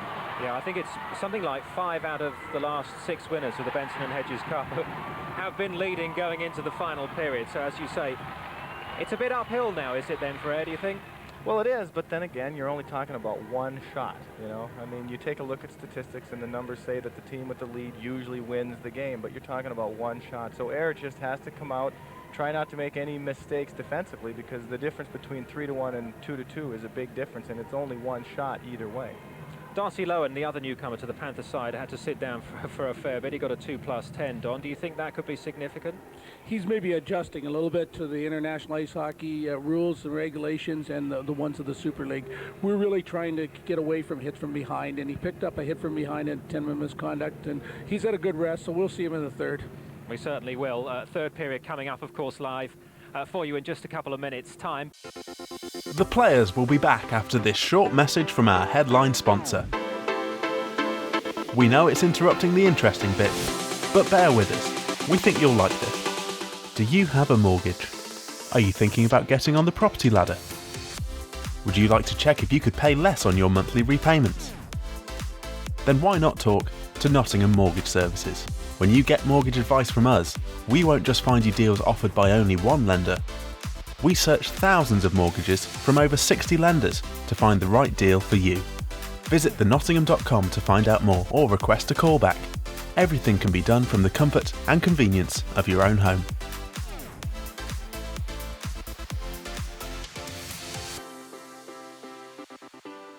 Now back to the Nottingham Panthers. So Nottingham up against Manchester tomorrow night, Kurt, and then you've got the big European game. It is a busy week for you. It is. I mean, it looks like we might be playing the B&H champions, which would be a nice test for us to see how we could manage against them. And then on Tuesday, we go into a game in Tampere in Finland that we need to win in order to advance to the next stage. So 2 big games ahead of us. Little bit like Ayr. You slipped up against Bolzano, didn't you, in a game that perhaps you felt you could have won. And that would have secured your place in the next round of the European League. Yeah, we let one get away, but the one nice thing about the group of guys that I've got is we tend to bounce back very well. And we know we didn't play up to our potential against Bolzano, which means I'm expecting my guys to come out totally focused, and I think we'll be at our very best. Is that going to be good enough to win? I'm not sure. Tampere's got a heck of a hockey club, but I know it'll be a great game. In Super League, you're, what, 6 points clear now of everybody else following your victory over Cardiff this week. Are you feeling too comfortable? No, we're not comfortable. There's way too much hockey. We're not even halfway home yet. You know, Cardiff got a great hockey club. We had a good test against them on Thursday. We managed to get the win 5-1. But if you take a look at the tables there, you know, it's a lot of hockey left, and there's a lot of good hockey clubs in that group there. So we just want to continue to win, and we try to put some distance between us and Don's team here. Don, you've got a big game against the London Knights, haven't you? We saw the table there. You're bottom and second bottom. You can't really afford to lose to them, can you? No, we can't, and it's our first trip into London, and I'm sure the guys are looking forward to playing in the new facility. But no, we right now, we have to climb quickly, and we want to do that before January the 1st. Are things starting to gel for you? We feel comfortable that things are coming around, yes. We think Grant Shervin is starting to play very well for us in our goal, and we're getting good goaltending. We now have 6 healthy defensemen, and that's very good, too, in order to have Kyle Short back and playing. So we think it's coming, and the big thing is Tony Ann and Ken Priestley are starting to score along with Ed Courtney. Well, you need them to come good, don't you? I know some people are a little bit surprised about the Bracknell result the other week. What happened there? Well, it was a very good hockey game, and it was a situation that Bracknell got some outstanding goaltending from Greer, and he was just coming in and replacing a goaltender that was injured, and he was outstanding. So some big games coming up for Sheffield and for Manchester over the coming few days. But right now we're concentrating on the Benson and Hedges Cup final here at the Sheffield Arena. The fans are getting a little bit tense about this one, and who can blame them? It's all in the balance. 2-1, the Nottingham Panthers lead. We're back with the third period straight after this break. And who said a Panther had to be black, right? We've seen a cartoon about it. What's your name? Andrew. Andrew, and what's with the Pink Panther costume today? I just thought it'd be a bit of fun, and it'll get the crowd going, and just have a good laugh. And obviously it has been. I mean, you guys are winning 2-1 so far. Brilliant, fantastic. That's the way it's going to stay. Okay, well, good luck for the third. Thank you. Only one team has ever gone into the third period in the B&H Cup final trailing and come back to win it. And if that is something which dispirits Ayr, well, it shouldn't, because they're the only team that have done it. And they're the team that did it last year. They were 1-0 behind going into the third period against the Cardiff Devils.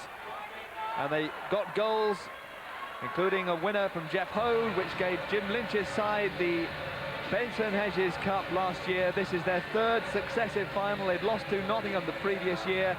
And Jim Lynch knows that his side are more than capable, Bob, of getting themselves back into this game, but an early goal would be crucial. Well, you've hit the nail on the head. It's an early goal, and that will certainly change the momentum in the game. If that early goal goes in favor of the Ayr Scottish Eagles and Mr. Jim Lynch, they're back into this hockey game, and they've got the momentum in their favor. On the other hand, if it goes to the Nottingham Panthers, it's a bit of a tough hill to climb. Overtime and penalties withstanding, we should in 20 minutes time know who's going to win the first trophy of the season. The first trophy of the 1998-99 season. The Ayr Scottish Eagles won it last year. Can they hold on to it? They're the side that are going to be going all out, I'm sure, at the start of this third period, because they're trailing by 2-1, having led early in this game. Nottingham Panthers with injuries on their bench, don't forget, but they do have more players to call on in this third period than the Ayr Scottish Eagles. Just kept in there for Ayr. That's Hode. Hode who got the winning goal last year. Now, Haddon coming forward for Nottingham. Their first attack of this third period. Zakuski, he's held up by Schuler. Matt Hoffman playing it in, no problem there for Trevor Robbins. Some big saves, been beaten once in this game so far. Weaver goes to the ice. Play continues. The Ayr Scottish Eagles. It's been such a quick, open game, not too many stoppages. It's been very intense. We've had a few fights. It's been tough, but it's certainly been an excellent game of ice hockey for a final. So this Kerry Biet of the Ayr Scottish Eagles, having formerly played in Swindon. He's got some big goals for his club this year. 3 in that challenge round, but nonetheless, he's one of the guys that Jim Lynch very much counts on in crucial situations. Face off just on the top of the circle to the left of Robbins' goal. Nottingham Panthers just clearing their zone. And now Jonathan Weaver will chase all the way in. Burgess gets the touch, though, without too much of a problem. Icing, the call goes back down to the other end. Face-off in the Nottingham zone. Well, there's your Eagle that you've been mentioning. We found it. Yeah, Ernie the Eagle, I think is what he's called, and that guy's got all the moves, man. He's got all the moves. Some Nottingham fans there, Panthers on their shirts. Well-supported crowd. There's the cheerleaders getting them going, but really they don't need any getting going in this game because the game is great.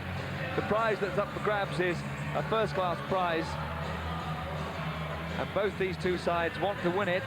No one's ever managed to retain it. It's interesting, though, that Cardiff were in 3 successive finals, Nottingham were then in 3 successive finals, and now Ayr have been in 3 successive finals, but nobody's ever managed to hold on to it 2 years in a row. Can the Ayr Scottish Eagles do that, or will the Nottingham Panthers be the first team to win it 3 times? They've won it twice before, in '94 and '96.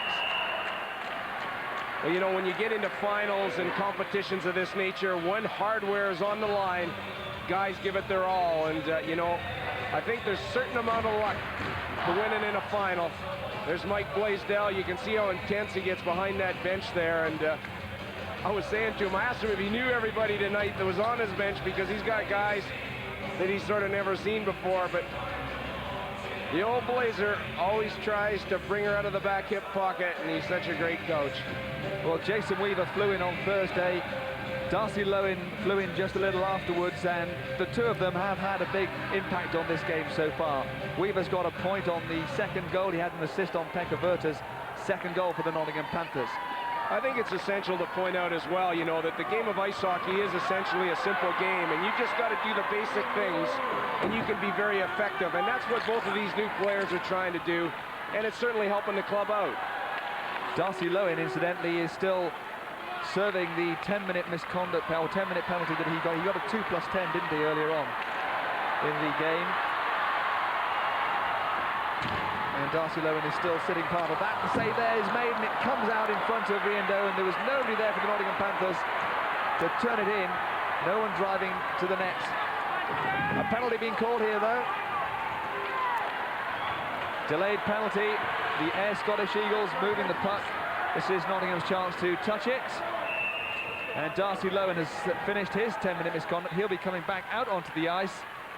But as Simon Hunt is getting a bit physical out of your picture as well. And it's Simon Hunt that's going to go to the penalty box. Let's see if we can pick the play up.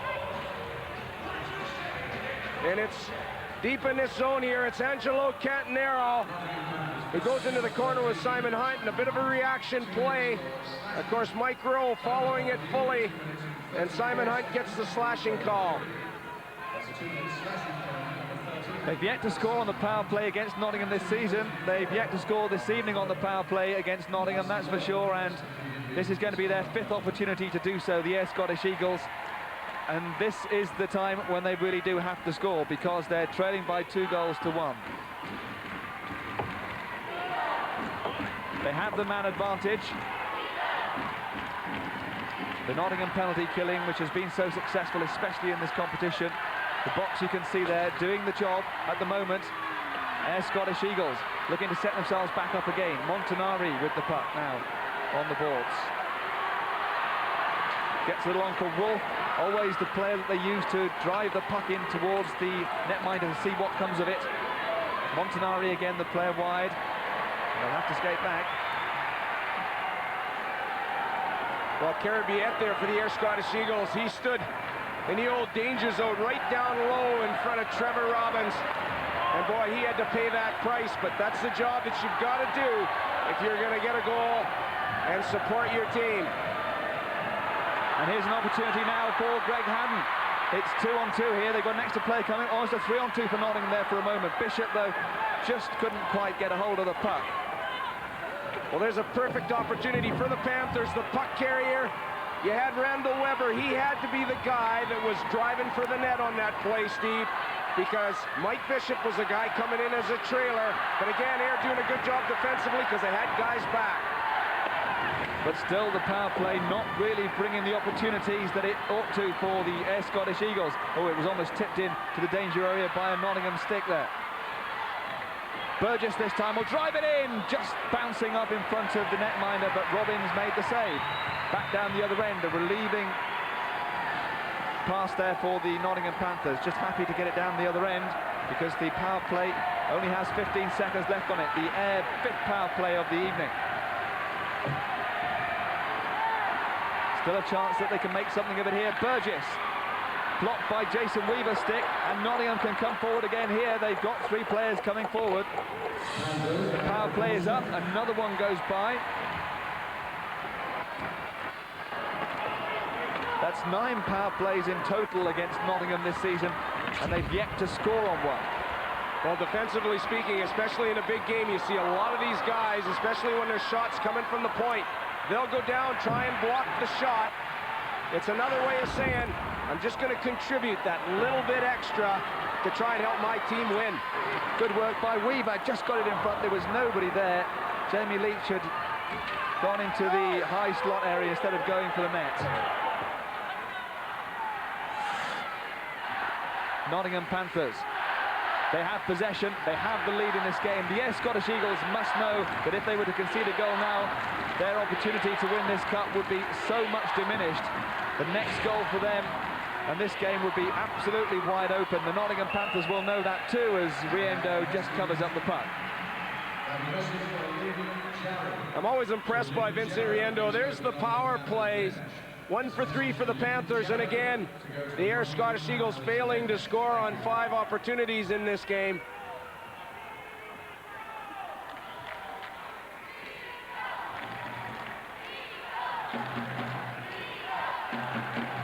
Face-off in the Nottingham, in the Ayr zone rather. Nottingham, some Ayr Scottish Eagles fans trying to lift their side because we have less than 15 minutes of this game to go unless we find ourselves going into overtime, and that's entirely possible. Just the 1 goal between these 2 sides at the moment. The Ayr Scottish Eagles, who came from behind in the 3rd period last year with 2 goals, are going to need to do the same again if they're to win it this time around. Parker gets it off the boards. Ayr Scottish Eagles with Purdy, not seeing too much ice time. He's just come back from injury, Dennis Purdy. Of course, as you were talking about, Steve. Well, here we are, this is Webber. He's got a man there as well. That was Pekka Berta, hoping that he could have got his hat-trick there if the puck had come out to him. Yeah, getting back to injury, Steve, and also missing Sam Grelot here tonight. I certainly feel that that's hurt the Ayr Scottish Eagles because offensively, he's always very creative. Well, Sam Grollo is such an impressive player, of course. He's got the most assists in the Benson Hedges Cup competition this year. In fact, you look at the point scoring table, the top 5 players in the scoring charts this year are all Ayr Scottish Eagles. In fact, they've got 8 in the top 28 and just 2 Nottingham players in that top 28 players this year. Possession so far in this period, as you would expect, Ayr trailing, having to chase the game. It's been Ayr who've had the lion's share of the possession, but it's the Panthers who have the game at the moment, 2-1 ahead, trying to come forward, looking for that goal that would give them that breathing space. Montanari, 2 players driving in there, but it's picked up by Garden. Garden coming forward, has no support. Come on, boy. Come on. I personally feel, Steve, possession is an interesting statistic, but nonetheless, it still reverts back to quality of scoring opportunities. Offside the call there. Let's go to ringside and join Nick Rothwell. Guys, I'm down here with Nottingham Panthers, Steve Roberts. Steve, I know the injury's not that good right now, is it? What's going on?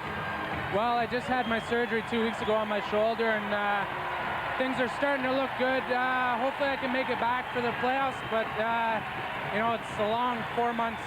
I know you like talking with me, but I'm sure you'd rather be out there, eh? Oh, definitely. You never want to sit back and watch your players, you know, do the job for you when you know you can be out there, but you know, that's all I can do right now, so I just hope them the best. Thanks a lot, Steve. Thank you. Well, if Steve Roberts is back for the playoffs, Mike Blaisdell will have to start leaving a player out of his lineup every time. The shot coming in from the Ayr Scottish Eagles, that's a problem down the line. Right now, the problem is how to make sure Trevor Robbins isn't beaten again tonight, and then the Nottingham Panthers will be the winners of the first trophy for this season. Well, you know, getting back to Steve Roberts, I know that he's dearly missed by the Nottingham Panthers, and the reason why I say that is in my opinion, he is one of the very true natural goal scorers in the Super League this season. That guy can certainly put the puck in the net. Time flying by. I'm sure Jim Lynch keeps looking at the clock and hoping there's more time left on the game than there is. Less than 12 minutes left on this game so far in the third period. 3 goals so far. If you've just joined us, this is how the scoring went. In the first period, it was the Ayr Scottish Eagles against the run of play who took the lead. St. Pierre, the scorer. Just 23 seconds later, though, Pekka Virta got the goal that tied it at 1-1. And then in the second period, another goal for the Flying Finn. 2-1 to Nottingham. That's how it stands. Face off right on the blue line, on the edge of the Ayr zone.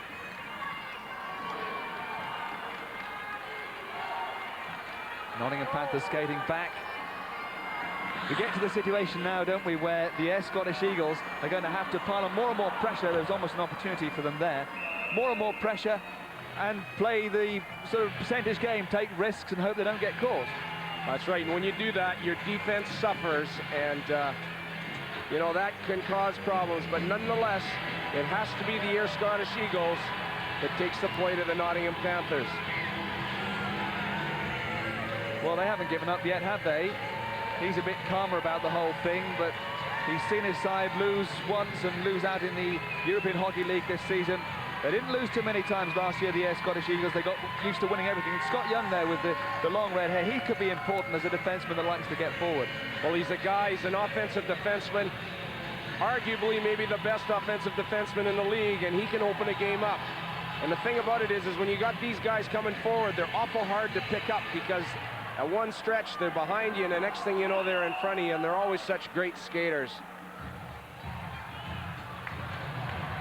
Well, once again, the tension of the occasion, quite understandable that they are quite tense at this point with just 1 goal in the hockey game and the first trophy of the season up for grabs in just over 11 minutes time. It's not surprising that there is a little bit of pushing and shoving there, but it's to the detriment of a couple of players because they're going to have to sit out now. It's one each side. Parko and Virta, the 2 players that have got roughing calls, but 2 minutes for both sides. And so we're not going to have a power play out there, but 2 minutes for Parko and 2 minutes there for Pekka Virta, who's got 2 goals and now a couple of penalty minutes to go on his stats for this game. Well, roughing's the call. Probably uncharacteristic from 2 players to sit in the penalty box, but nonetheless, it has been a very physical game, and guys aren't going to let off. Jim Lynch going to dig deep into the old bag of tricks to try and find out what he's got to have happen here to get that goal back for the Ayr Scottish Eagles. We're playing 4-on-4, nice big rink here as well, so there are some spaces out there to be exploited if you've got some fast players. Well, we would have to say that very much attributes to the way that the Ayr Scottish Eagles like to play. They got these guys that are quick out there, and they can certainly make things happen. Colsar, the former Toronto Maple Leaf, just checking back. Bishop with a shot, almost in. Weaver, can he get a goal? Can't. Saved by Riendo. Big save, big save. Didn't he do well? I'll tell you what, he had him at his mercy, didn't he, Steve? Riendo comes up with a huge save. All kinds of time here. The Panthers just putting the puck to the net. Again, the rebound. Causing problems, and you can see Weaver, he just looks at it. He cannot believe it that Riendo has come up with a hot glove again to keep the Ayr Scottish Eagles in this game. Jason Weaver wearing 2. That's the shirt that Mike Blaisdell wore when he made his temporary comeback a couple of weeks ago. He's going to wear 25 once they've got his shirt sorted out. He's only just in the country and he looks very impressive, doesn't he, Jason Weaver? They tried to sign him in the summer and no wonder, really. Well, I know that, you know, he played in Grand Rapids in the International Hockey League, and, you know, the guy has got good credentials. He looks like a big, strong fella, you know, and that will very much suit the game plan of the Nottingham Panthers. Dubois went past Young, went past Wolf as well. Tried to set it up at the point for Bishop, but the turnover, almost a pass through for Montanari. Let's go back down and rejoin Nick Rothwell. Steve, just to let you know, Brent Bobick, he's gone off the bench for a little bit. He's gone into the change room for a bit of treatment. We know he's had problems with fingers on his right hand. That's the top hand of his stick. And he's just gone off just to get retaped. But he will 99% be back. Thank you, Nick. Brent Bobic playing with that finger injury. Simon Hunt has been playing recently. I'm sure it's almost recovered now, but he was playing for quite a while with a broken thumb, Simon Hunt. The Nottingham Panthers bench may be full, but they are really rather patched up in places. They are, and you know, they'll miss Bobic, especially if they have to kill a penalty, because I know that Mike Blaisdell likes to use him in those specialty team situations because he's a good, prolific skater. Adds a lot of pressure on the puck carrier.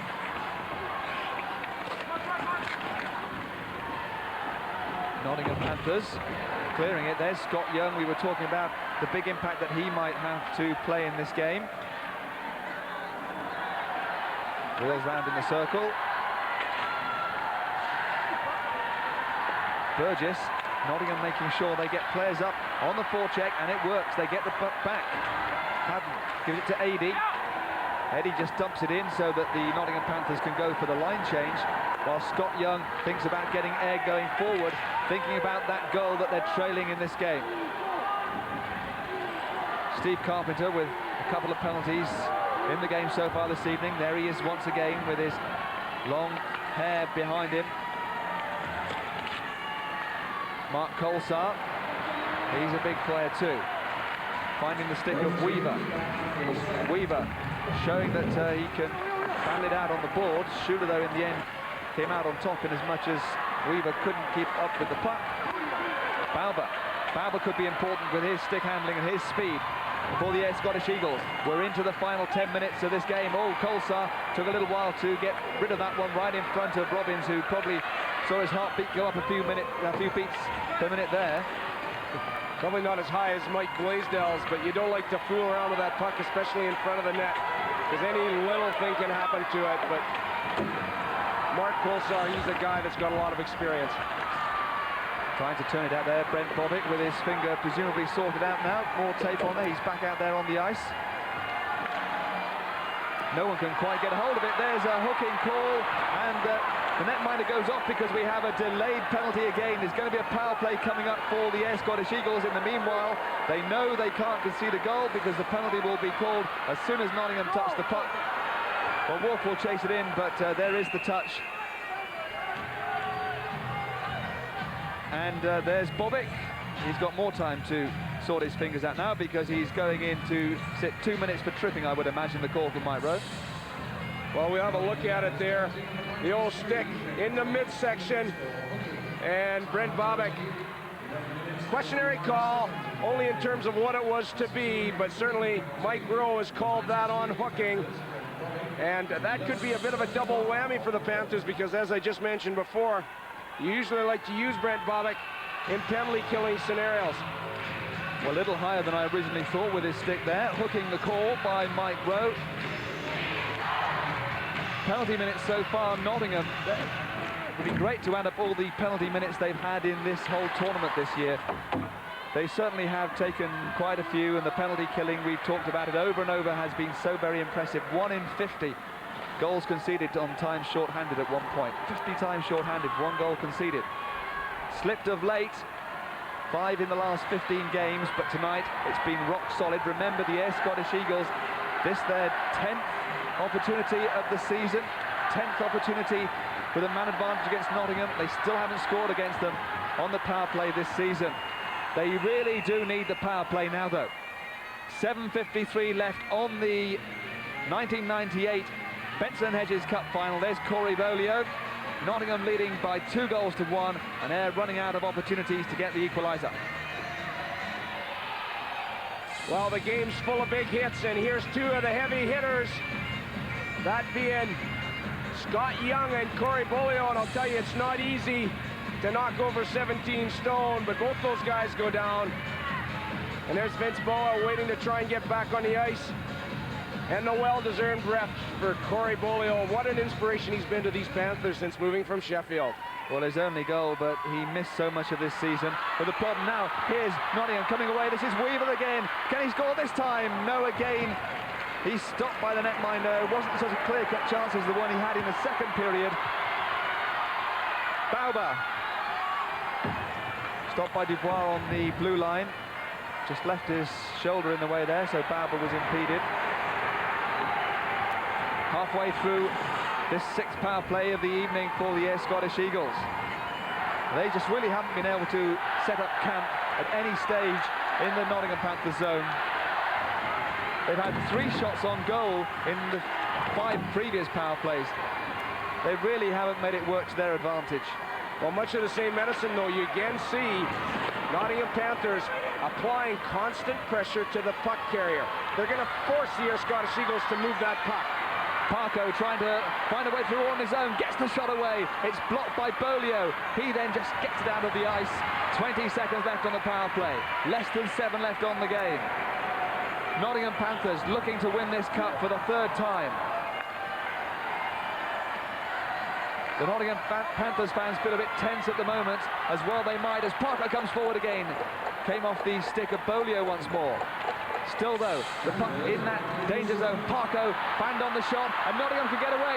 Bobbitt, it's 1-on-1. Just tried to drop it, thought Randall Webber might be just behind him. He wasn't. Ady though still has possession. Ady, Webber is out there in front in the slot. Came off his skates and went away to the boards. Ady out in front once more. Now Carpenter, can he get the shot away? No, and it's a sudden turnover, and the referee missed a possible penalty there as Burgess crashed to the ice behind the play. That might have been another power play opportunity, but it's not to be. And now Jamie Leach, the captain, he puts it in low. Thought about going in for the forecheck, but wheeled off in the end.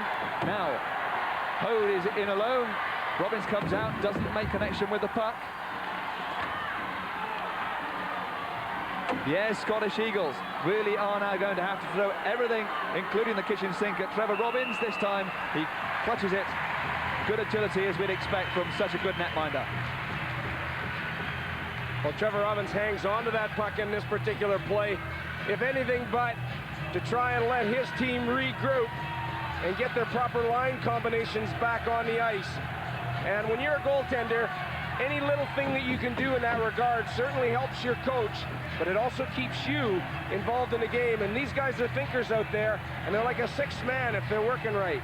Robbins, the best netminder in this year's competition, challenged in fact only by Panthers' own backup goalie Mike Zania. Robbins has had 2 shutouts in this season's competition, not to be tonight, but made plenty of great saves, of course, in the semi-final against the Manchester Storm.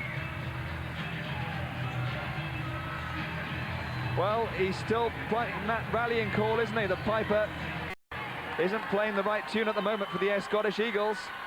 The shot comes in from Schuler. Just over 5 minutes to go. The Nottingham Panthers, who won it in 94, they won it in 96. Can they win it in 98? Hoffman and Bishop up against the boards. Just over 5 minutes to go. Nottingham still ahead on shots on target, and they're ahead in this period, 5-3. So Ayr really do need to just pick themselves up, really step on the gas for the remaining 5 minutes. Very interesting statistic, though. 5 shots to 3 in this 3rd period, giving indication that both teams are playing defensively, or certainly Nottingham is playing defensively, and they're not allowing the Scottish Eagles to try and open things up. Well, those statistics that we had about the fact that the top 5 goal scorers in the competition all come from Ayr, the fact that Ayr are leading the way with goals in this competition this season, but yet doing so badly as Wolf gets the shot in. It's taken by Robbins. Doing so poorly in Super League, I suppose that goes down to the fact that the Scottish Eagles had a good start to the season and have found goals to come by harder lately. Here's Mark Wolf with a big shot on Trevor Robbins, but you can see, defensively speaking, you've got to try and pick your man up. You cannot let anybody loose to get that shot away, and this is one of the things that Mike Blaisdell will be concentrating on with his players. And the action is still taking place more in the Ayr end of the rink than it is in the Nottingham zone. That's something that's going to have to change in the last 5 minutes. If Ayr are going to take this game perhaps into overtime, could yet be time for them to get a couple of goals. Remember, they did that against Cardiff last year. I think something that the Panthers are doing very well at the moment is they're working the tempo of this game to their satisfaction. Look at them. They just get the puck out of the zone time after time after time, and that forces the Ayr Scottish Eagles to try and regroup. They're not able to get the pressure that they so duly want. 4:20 left on the clock. Nottingham Panthers. Viet cannons the puck straight into Zakuski. 80 takes a tumble. Scott Young tries to dig it out. Still in that zone. Now it's cleared. Taken by Bolio, though, so Nottingham still very much on the offense here. They have the lead by 2-1 as we move inside the last 4 minutes of the game. Great game it's been. In fact, 2-1 last year was the lowest scoring Benson & Hedges Cup final. That's where we stand at the moment as well. Byram. Leach holding him up.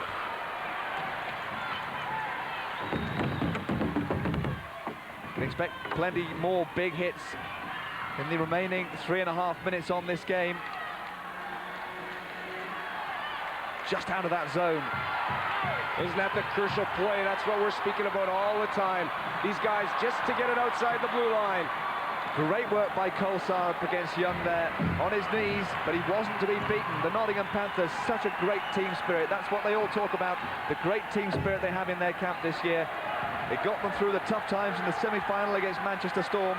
Is it going to get them into the record books as the first side to win the Benson & Hedges Cup 3 times? I think we're going to look for a lot of one-on-one coverage here by the Nottingham Panthers to very much tighten up defensively.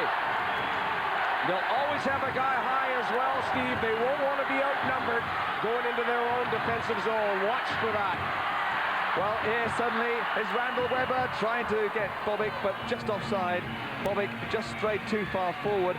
Everything now is on the shoulders of the Ayr Scottish Eagles. Nottingham Panthers know that at the moment they're in the driving seat. It's Ayr Scottish Eagles who have to take the initiative. They have to do everything. They have to make something happen. The Nottingham Panthers know that they can just keep the situation as it is. Blaisdell knows he's so close to adding some more silverware to his impressive track record. Well, this is always the toughest time for both coaches. The latter stages of the game, and how many times we've seen close matches this season decided in the last 2-3 minutes. 2:42 left on the game, a minute or so, minute and a half maybe, and Jim Lynch will be thinking about taking off his netminder, Riendo, if it stays as it is at the moment with just 1 goal between the two sides. No goals in this third period, 1 each in the first, just 1 to Nottingham in the second. 2 goals for Pakaverta that could be taking the Benson & Hedges Cup back down the motorway 40 miles to Nottingham. What is Jim Lynch going to try and do, do you think, Bob? Anything that he can pull out of his sleeve, anything extra special? Well, he's got to get his forwards moving in that offensive zone, and, you know, this is something that the Panthers have taken away from them throughout this game. But once they get themselves in the scenario where the puck is deep, and they get those forwards rolling and supporting one another, that's when they're most effective, and that's what he'll be certainly trying to do. Grand Slam champions last year.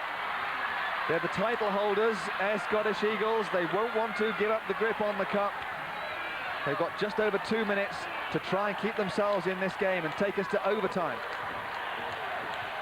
The Nottingham Panthers leading by 2-1. Now, AD. And it's suddenly 3-on-1 opportunity here. AD getting it across Zakuski and hadn't driven to the net, and all of a sudden, of course, with plenty of men thrown forward, Ayr looked as though they could come forward, but there were 2 defensemen back on the blue line. You just have to do the sensible thing, don't you? Well, I'll tell you, I saw the most interesting play out there just now. Nottingham have an opportunity to score, but Greg Haddon was the deepest guy in the zone, and he was the first guy back. He was that high guy trying to play defense. That's the type of work that these guys are working to. Minute 30, Nottingham will be quite happy to keep the puck in that corner for a little while. You saw Riendo there. You might not see him too many more times in this game because surely he'll be coming off fairly soon. He's got the indication, I think, from the bench that he's to come off next time the puck goes down to the other end of the ice. But it's not going to get down there because the Nottingham Panthers, and there goes Bobic on the forecheck. He wants to keep them in there. Bobic working hard. Less than a minute of this game to go for the Nottingham Panthers to take the trophy away from the Ayr Scottish Eagles. Riendo is skating off. The netminder is off the ice. They've got the extra skater out there now. It's in the Nottingham zone. Nottingham can always shoot the puck, get the empty net goal, which will settle it all. But the Ayr Scottish Eagles now, they're almost on a power play, as it were. They've got that man advantage. They can't lose possession, though. They have done. Can they win it back? They can. 30 seconds left to go. They're trailing. Lots of traffic in front of Robin's net. Everybody's touching it. And there, the puck is frozen. The referee blows up with 23 seconds to go. Riendo off, the extra skater on for Ayr. And it's going to be a grandstand finish now. Ayr Scottish Eagles will have the face-off in the Nottingham zone. Well, we wonder about timeouts. There's Vincent Riendo's net. He's gone off to give that extra attacker for the Ayr Scottish Eagles. Now comes the time when both teams look to confront one another with the best that they possibly got. Well, the noise in this rink now is quite phenomenal, if I could say it. The Panthers fans trying to just get behind their team and their players just to give them that extra boost to survive this last hurdle. I think we are going to have a timeout. It's being called by Nottingham Panthers, I think, but certainly Jim Lynch is the man that's got to somehow get his players. In fact, it was an Ayr timeout. Jim Lynch just giving the final instructions. They've got to face off in that zone. This could be the last one that they get. They've got to win the draw. They've got to get the shot on the netminder. Most often a coach, when they call a timeout, they will have a specific play that he'll be drilling into his players at this point. He'll want that puck to be doing specific things. And Jim Lynch will have, crucially, all his right guys, but most importantly, if this is going to work, they've got to win that draw. And I would look for Sean Byram. He's the guy that does big things for him in that particular department. So let's see whether he goes out there to take this face-off.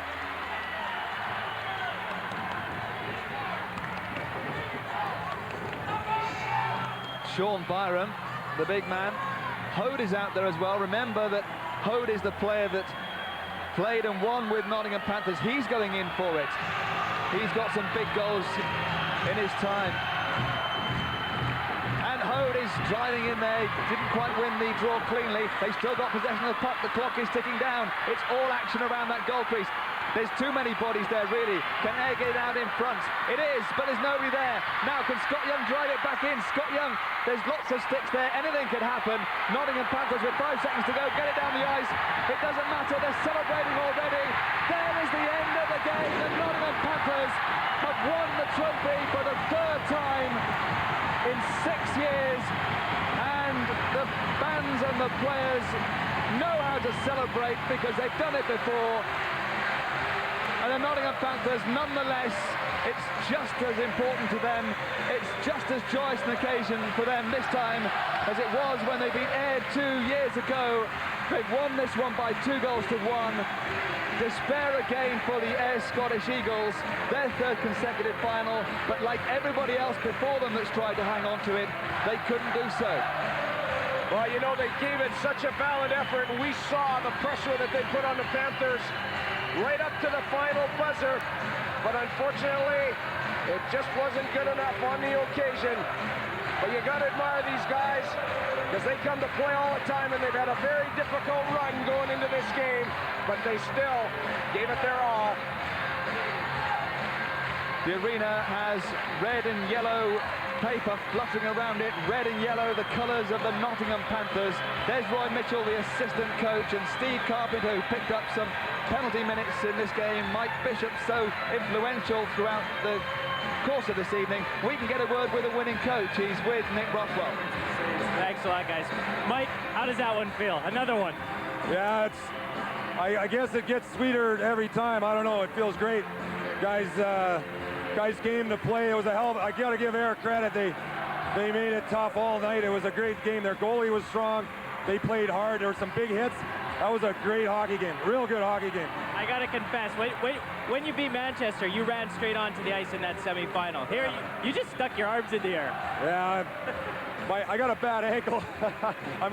I've fallen on the ice before. I didn't want to run out there, but it was, I mean, all credit to Air again. They're true champions, and they certainly didn't give up their trophy very easily, I'll tell you. And of course, a couple of guys, new guys in the lineup tonight. What a performance from them to just show up and do this. Well, they just got off a plane. Weaver especially, well, he's 26 years old. He's got young legs.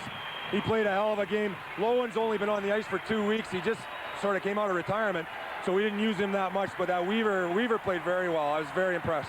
So you got to be the most winningest coach now in the Benson Hedges campaign now, Mike. How does that one feel? Feels great. Gonna go smoke some cigarettes now. Thanks a lot, Mike. Thanks, Nick. Well, my Blaisdell delighted with the result and of the influence of the new guys who joined the Nottingham Panthers and made such an impact on this final. The Nottingham Panthers, the 1998 Benson and Hedges Cup winners. It's a hat-trick for them. We're back with the thoughts of Kurt Kleinendorst and Don McKee and the Cup presentation after this. Back down the M1, of course, just 40 miles or so, and I think it's safe to say there'll probably be some party down in Nottingham. Our two studio guests, Kurt Kleinendorst and Don McKee, you both went for Nottingham, and you were both right. Did you have any doubt about it during that game, Kurt? Well, I think anytime you play a one-off, you've got some doubts. And I thought Riondo played very well, and if it had not been for Vince, I think that the game could have probably had a little bigger margin of victory for Nottingham. But for the most part, they deserved their win, and they got it. Pekka Virta, man of the match. Don, I suppose you can't argue with that, can you? 2 goals in a final. I think special teams are such a big factor in championship games. Nottingham penalty kill was outstanding again, and they got the winning goal on a power play. So when you look at it, their special teams outdid the special teams of Air tonight. And I think both Kurt and I had a feeling before this game started that could be a big factor. And their overall level of defence and intensity of work, Kurt, did that impress you? Oh, no question. Well, it didn't surprise me, but you know, you're always impressed when a coach can get his players to work the way Mike gets his players to work. And they worked hard tonight, and at the end of the day, you know, the 2-1 victory was, you know, the difference of them working a little harder than Air tonight.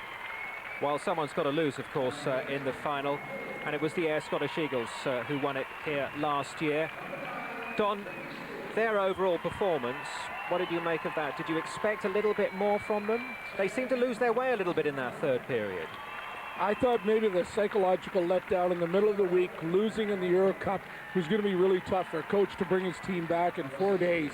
I'm sure that they needed a couple days off, and then they had a couple practices. But I thought they locked a little jump tonight that they usually show, and most likely they gave them the championship last year. But again, great goaltending at both ends, and I thought Trevor Robbins was just a little bit sharper tonight. Kurt, is there a problem too with Air in adjusting to the European style of play and then coming back to face a side like Nottingham? There is an adjustment. It's a different game in Europe, and you know, I guess being the 6th game of the European campaign, they should have known what to expect. But you know, the travel that goes with it, the disappointment of not getting through, those kind of things do affect your hockey club.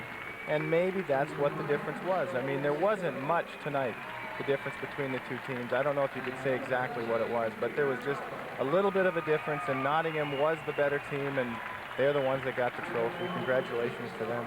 Air, of course, have no chance of winning the Grand Slam again, but then I don't think many people realistically thought that anyone would win a Grand Slam 2 years running. We're going to see Nottingham coming out in a few minutes, Don. We've talked about their defence and how formidable that was. What else did you like about their performance tonight? Well, their coach has confidence in every player in his team, and I was really surprised with the confidence that he put into the new players coming into the lineup tonight. I thought he played every player in his bench. He gave them lots of opportunities to prove to them that they were as good as any other player on the team. So I think Mike deserves a big credit for the way he handled a big bench tonight. Yeah, and Kurt, we've already talked a little bit about the 2 new guys who adjusted very well, didn't they? Even though Lowen had to sit down for a good part of that game. No, they were a big part of the club, and I think especially Jason Weaver, he really stood out. He's a very effective player down low. He's very strong. And, you know, I think a lot of defensemen that didn't come to the game tonight that play in the Super League are going to have to take a little bit of a heads up on Jason, because he's a strong player down low, and they're going to have to deal with him for the rest of the season. What do you think this could mean for both sides' seasons?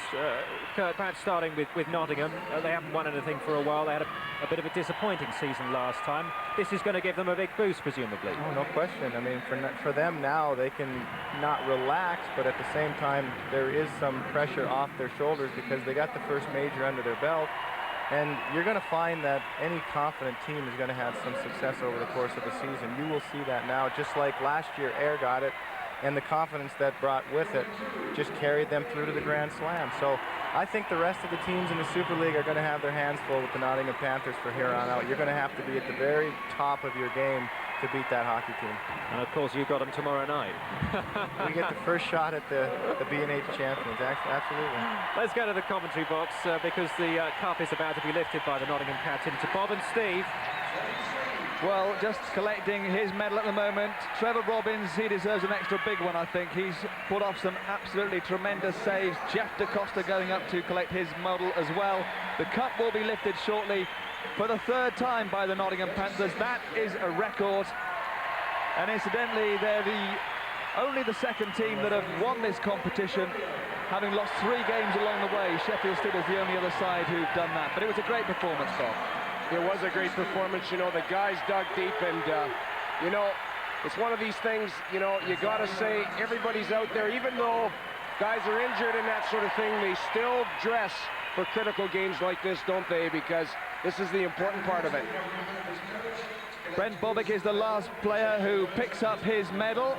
Brent Bobick with his fingers taped up for this game. He's been struggling with his hand. Here now comes Mike Blaisdell, the man who in '94 played and scored a hat-trick as player coach when the Nottingham Panthers won this trophy for the first time. He's going to get himself a bottle of champagne from Jim Elkins of Benson and Hedges. He's such a great coach. He was a great player. And since that win in '94, they won it again. They beat Ayr in '96. This is history repeating itself. They've beaten Ayr again, and Jamie Leach is going to go up and get the cup shortly. Well, Mike Blaisdell is so admired in Nottingham. And here comes Jamie Leach, the man who leads the way in the Super League era for scoring goals in the Benson Hedges Cup competition. And Jamie Leach takes the cup, the Benson Hedges Cup winners for 1998, the Nottingham Panthers. Jamie Leach, as proud could be, he calls his team to come round him as he receives that cup from Jim Elkins. The champagne is sprayed. It's a champagne moment for Jamie Leach and the Nottingham Panthers. I'll certainly say, Steve, it doesn't come any sweeter than that. That's most certainly the case. Now watch all these guys get a grip onto that cup and get that feeling, because, boy, that's what teamwork is all about. The Nottingham Panthers have the best record in the Benson Hedges Cup as Graham Garden shows it off to the Nottingham Panthers fans to rapturous award. Rapturous applause as Brent Bobick now gets it. I hope his fingers are feeling strong. I don't want him to drop that cup. I tell you, after you win a big game like this, Steve, you forget all about your injuries. Nobody knows anything about it. Randall Webber there, he was one of the players that was there back in '94. Let's go down onto the ice and get a word from some of those players.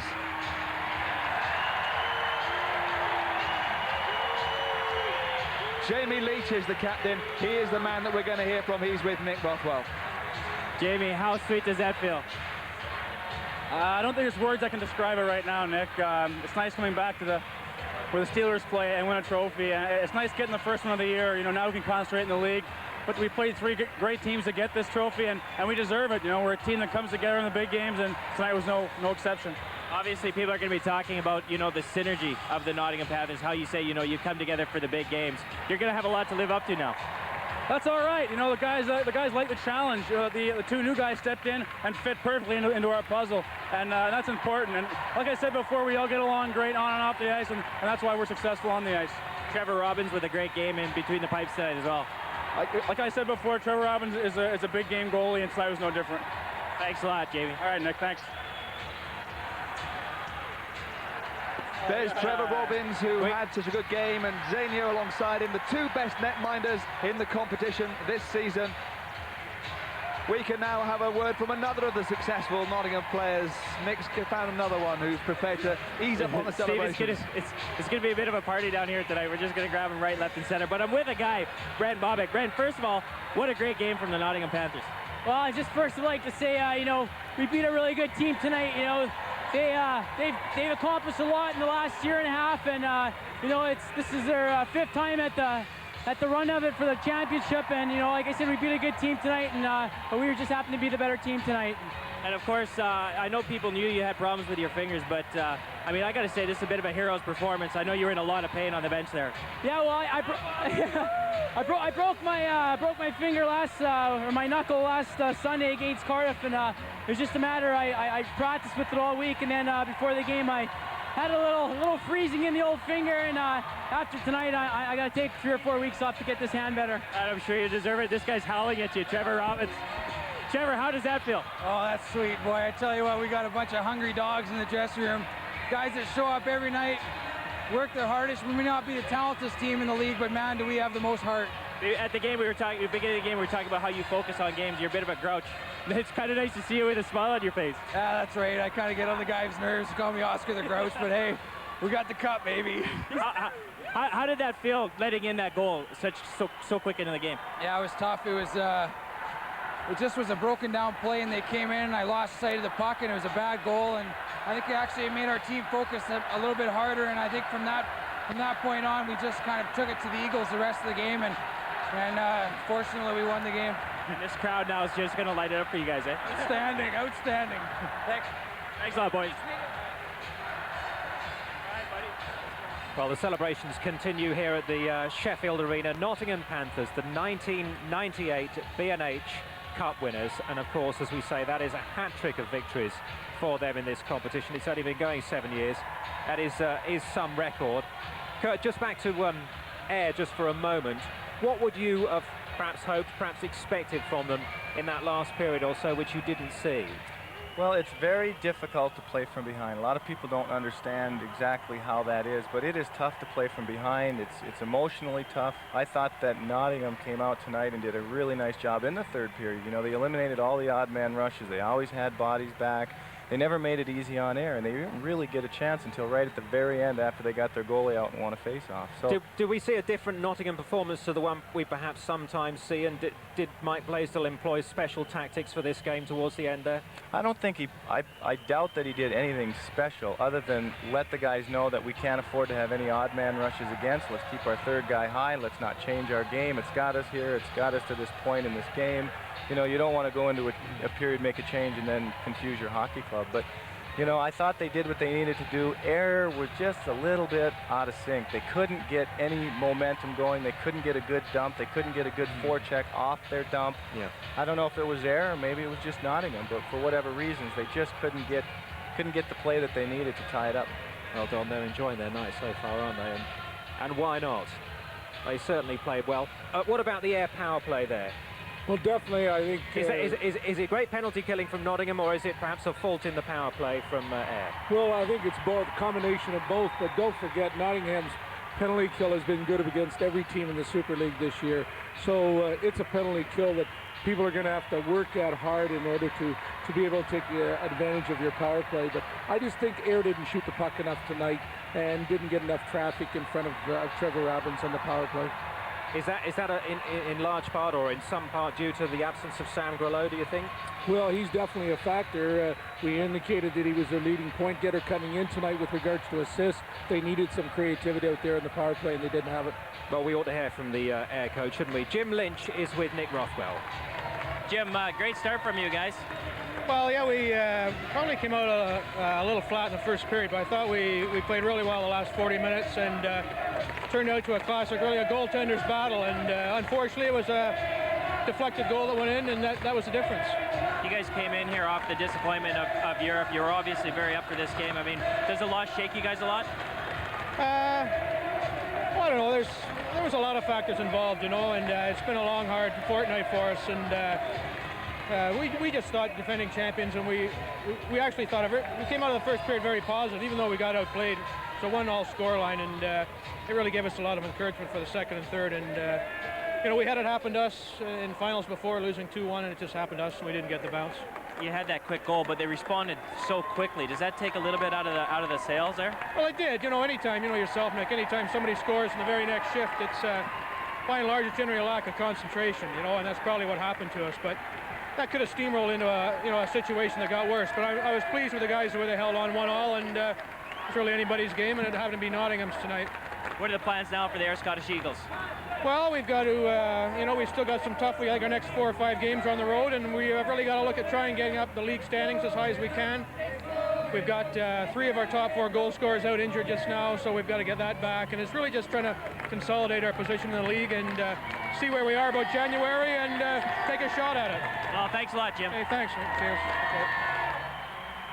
So Jim Lynch, with a little bit of work to do, even though our 2 studio guests, Kirk Kleinendorf from Manchester and Don McKee from Sheffield, have been saying that it wasn't a bad performance by any means by Ayr. The fact is they have now gone out of Europe and they've lost the Benson and Hedges Cup final. They're, what, 6th in the league or something like that. He's going to have a job, isn't he, Kurt, just rebuilding morale a little bit amongst his players and getting them going again and making them think that there is something left in the season for them. No, you're right. I think they're probably as successful as they've been. The last week has got to affect their morale a little bit. I mean, they're at a very vulnerable point. They've lost out in a very big game in Europe that they should have probably gotten the point that they needed. They come in here, you know, they lose in a championship game. But, you know, Jim knows what to do. He did it all last year. He knows how to pick them up. They've just got to realize that they played in 2 big games, and, you know, they could have easily been 2-0. They're 0-2. You got to put the past in the past. You got to move on and, you know, just deal with whatever lies in the present for them. Jim says they've got some players out. Can't use that as an excuse. You have to find a way to win. Thanks very much, Kurt. Greg Haddon from the Nottingham Panthers is talking to Nick Rothwell. Greg, I think the Nottingham effort's just written all over your face just about now. Yeah, I took a puck from Pekka Verta on the power play when I was down, but with him scoring 2 goals, I think I'll let it slide tonight. What an incredible effort from the Nottingham Panthers. You guys really dug deep for this one. I think so. You know, we went out there and played a great game. I thought Ayr played a really good game too. You know, that type of hockey and the level and the quality it was, I think, is not only good for the Super League, but you know, great for all the fans. It was one of those games that just could have gone either way, wasn't it? Oh, definitely. You know, I think we came out hard right off the beginning, and then you know, they got the first goal. You know, and anything could have happened after that, but we fought back and ended up getting 2 more.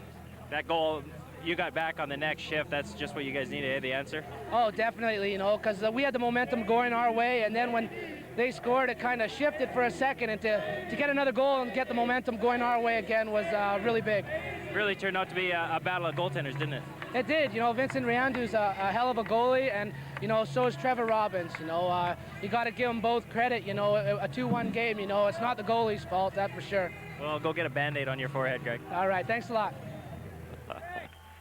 Greg Haddon, who was beaten up a little bit, wasn't he, tonight? But he played his part, certainly, in Nottingham's victory here in the Cup final. People like Greg and Jamie Leach, perhaps we didn't see quite as much as we would have expected to see from those guys, but I guess the good thing from Mike Blaisdell's point of view is that other people stepped up, Don. Well, definitely. When you're using 4 lines, you're not going to see Haddon and you're not going to see Leach. I was surprised that Leach didn't get more ice time tonight. I was looking for him, but every time he was on the ice, he was an impact player, and he most likely enjoyed the rest. And what about these players who come out with, you know, we had Brent Bobick with the finger injuries. You suspect that 1 or 2 more of the Nottingham guys down there are carrying injuries, and they're still prepared to come out and give it everything. Professional hockey players are ready to set those aside for a game like this.